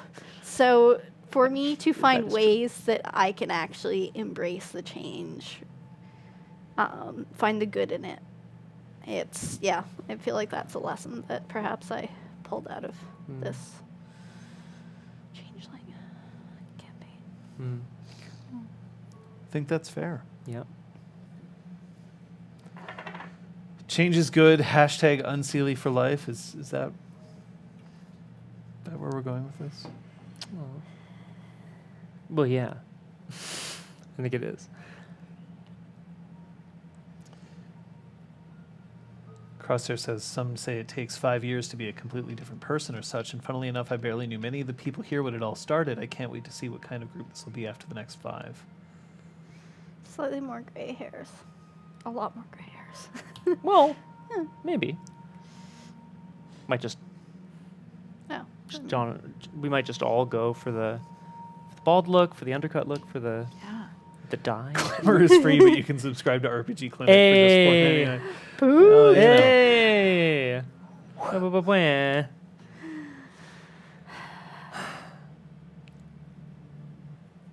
Boo. That's what that face looks like to me. I think overall, though, the best thing that we can pull off from Unseelie for Life is that we are embracing change here. And I think change in this case is going to be good. We're saying goodbye to this campaign. This is it. The FroYo Session is the last one, which is also the last RPG content we will see on this channel Yes. for the foreseeable future, because it's all moving over to our new branded channel, RPGCLINIC, which is where we will be hosting RPG-related stuff and other like group activities, because it's moving away from being a channel with my name on it and being a channel with the name it deserves on it. We get to do some pretty awesome shit coming up, because next week, what's happening? Next week, we are running something completely different. I will be running a game of 10 Candles, a game of tragic horror. We've got a module all created up here. We're going to be playing the four of us and special guest star Jess Fields, who some of y'all probably know from various places, Punchy and Full Party, etc. It's a very different kind of tone of game, and I'm really curious to see where the five of us take it. Should be interesting. The following week is going to be a moment that you will all be required to attend, because happiness is mandatory. Oh. It will be a paranoia session, also with Jess Fields. Hey. I guarantee that these players don't know what they're in for, and I'm very much looking forward to it. Come and see some mechanics that they're not going to expect.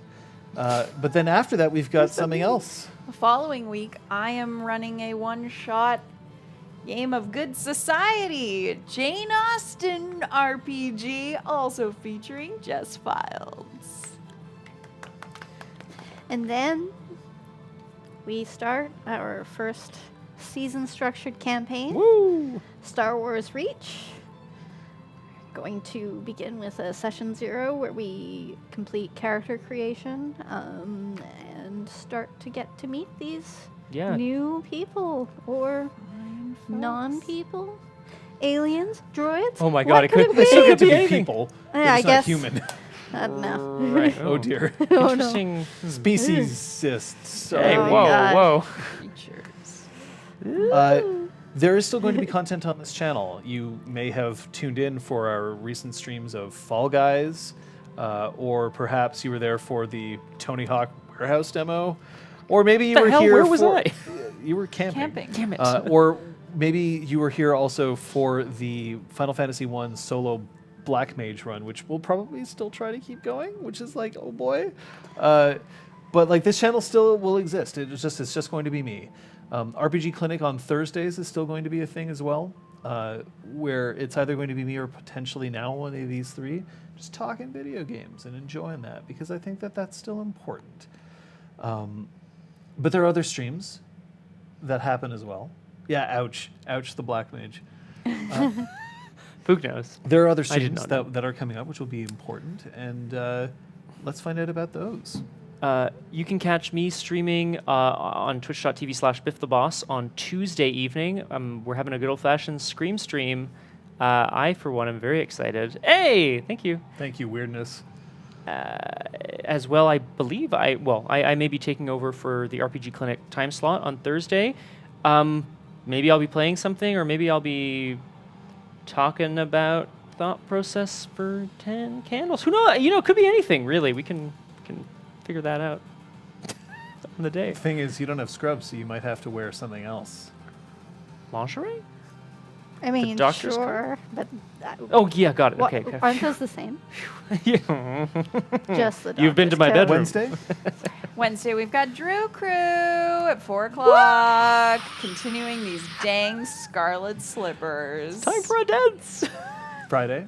And Friday. Friday, we have Punchy, Horizon Zero Dawn, 6 o'clock on my channel. We're almost done, I think. Yeah. We're almost done. We need a new game Saturday after that. is to be announced. There will most Yeah. likely be something, but some of us are coming back from vacation on Saturday, and some of us are doing Some of stuff us on have Saturday. book club. Yeah. So there will most likely be something, but time and actual content is to be determined. But Sunday, it's our first one-shot as part of our season structure, 10 Candles, as GM'd by Scott, with special guest Jess Files. Why did I say Jen? Wow. Brain. Fuck me. Okay. Which is going to be right here. Wait. It's not No, it going to be won't. right here. It's going to be on twitch.tv/ RPG Clinic! Well, that's... God, it's like we planned it. I really hope that that's not the birth of something that's going to happen. So, Ripka. yeah, Ripka. So, Yeah. twitch.tv/ Oh, that's good. Ripka. Cue the current. Yeah. Please drop a follow there if you want to catch our future content. If you don't mind dropping a follow to our new YouTube channel as well, so that it can have a real link instead of a string of crazy characters. That would be fab too. I should follow if I'm not. But most importantly, yeah, if you want to catch our games live, make sure that you're following RPG Clinic on Twitch. Mm-hmm. Yep. And, Discord, YouTube, all that shit. Like, Yeah, sure. Do that, because we Just also now all have the a socials. YouTube channel dedicated to that. Yep. It's got the playlists for all of Exalto and Changeling TS, Bam. as on Elizabeth Neale's channel. But then we are now going to be hosting them on their own channel in the near future. Bye all my YouTube subscribers, am I right? Hey. Yeah, 'cause they're I gonna- mean, the Need some more Discord though. Unsubscribing takes effort. You just ignore it. The Discord is though the best place to interact with people on a day-to-day basis, because I feel like we all drop in pretty much every day, and to see what's the haps, and ask questions and find out from Yeah. people. And Did you have any questions that we did not answer? I know that there were plenty. We got a lot of questions, and we really appreciate that. But there were plenty of questions we didn't answer. If you do want them answered, the best place is to do that on the Discord. I have one question. Are there any last words that anybody wants to hear from any of the PCs that we have here, any of the NPCs available? Is there something you need for us to say just at the very end? Here's the time for you to do that. Because after this, all those characters are sent to a farm up north in the province. that sounds nice. What do they do there? They'll have a lot of place to run around. That sounds great.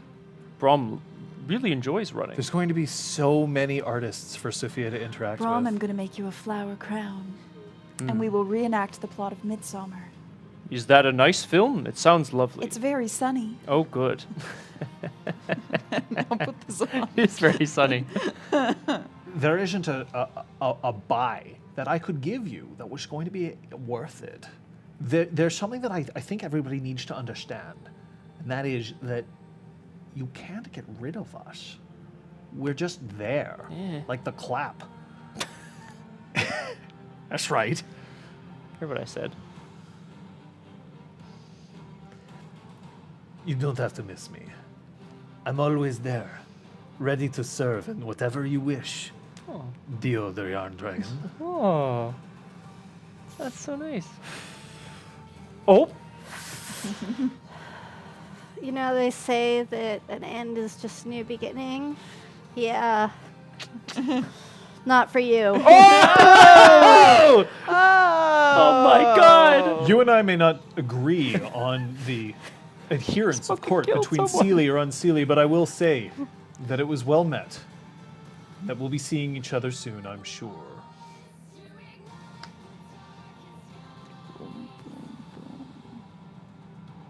How about one more I am Brom? I am inevitable. Yeah, do it. Yeah. So he says, I am Brom, and I go, hmm. I Okay, am wait, Brom. here, I'm gonna lead you into it. Okay. Okay. Yep. Who will it be? Which? You don't understand. I am inevitable. I am Brom.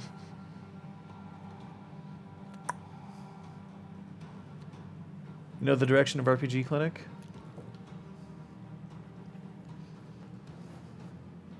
We'll see you there. Bye. Thank you. Bye. Thank you for the last time. Well, not the last time.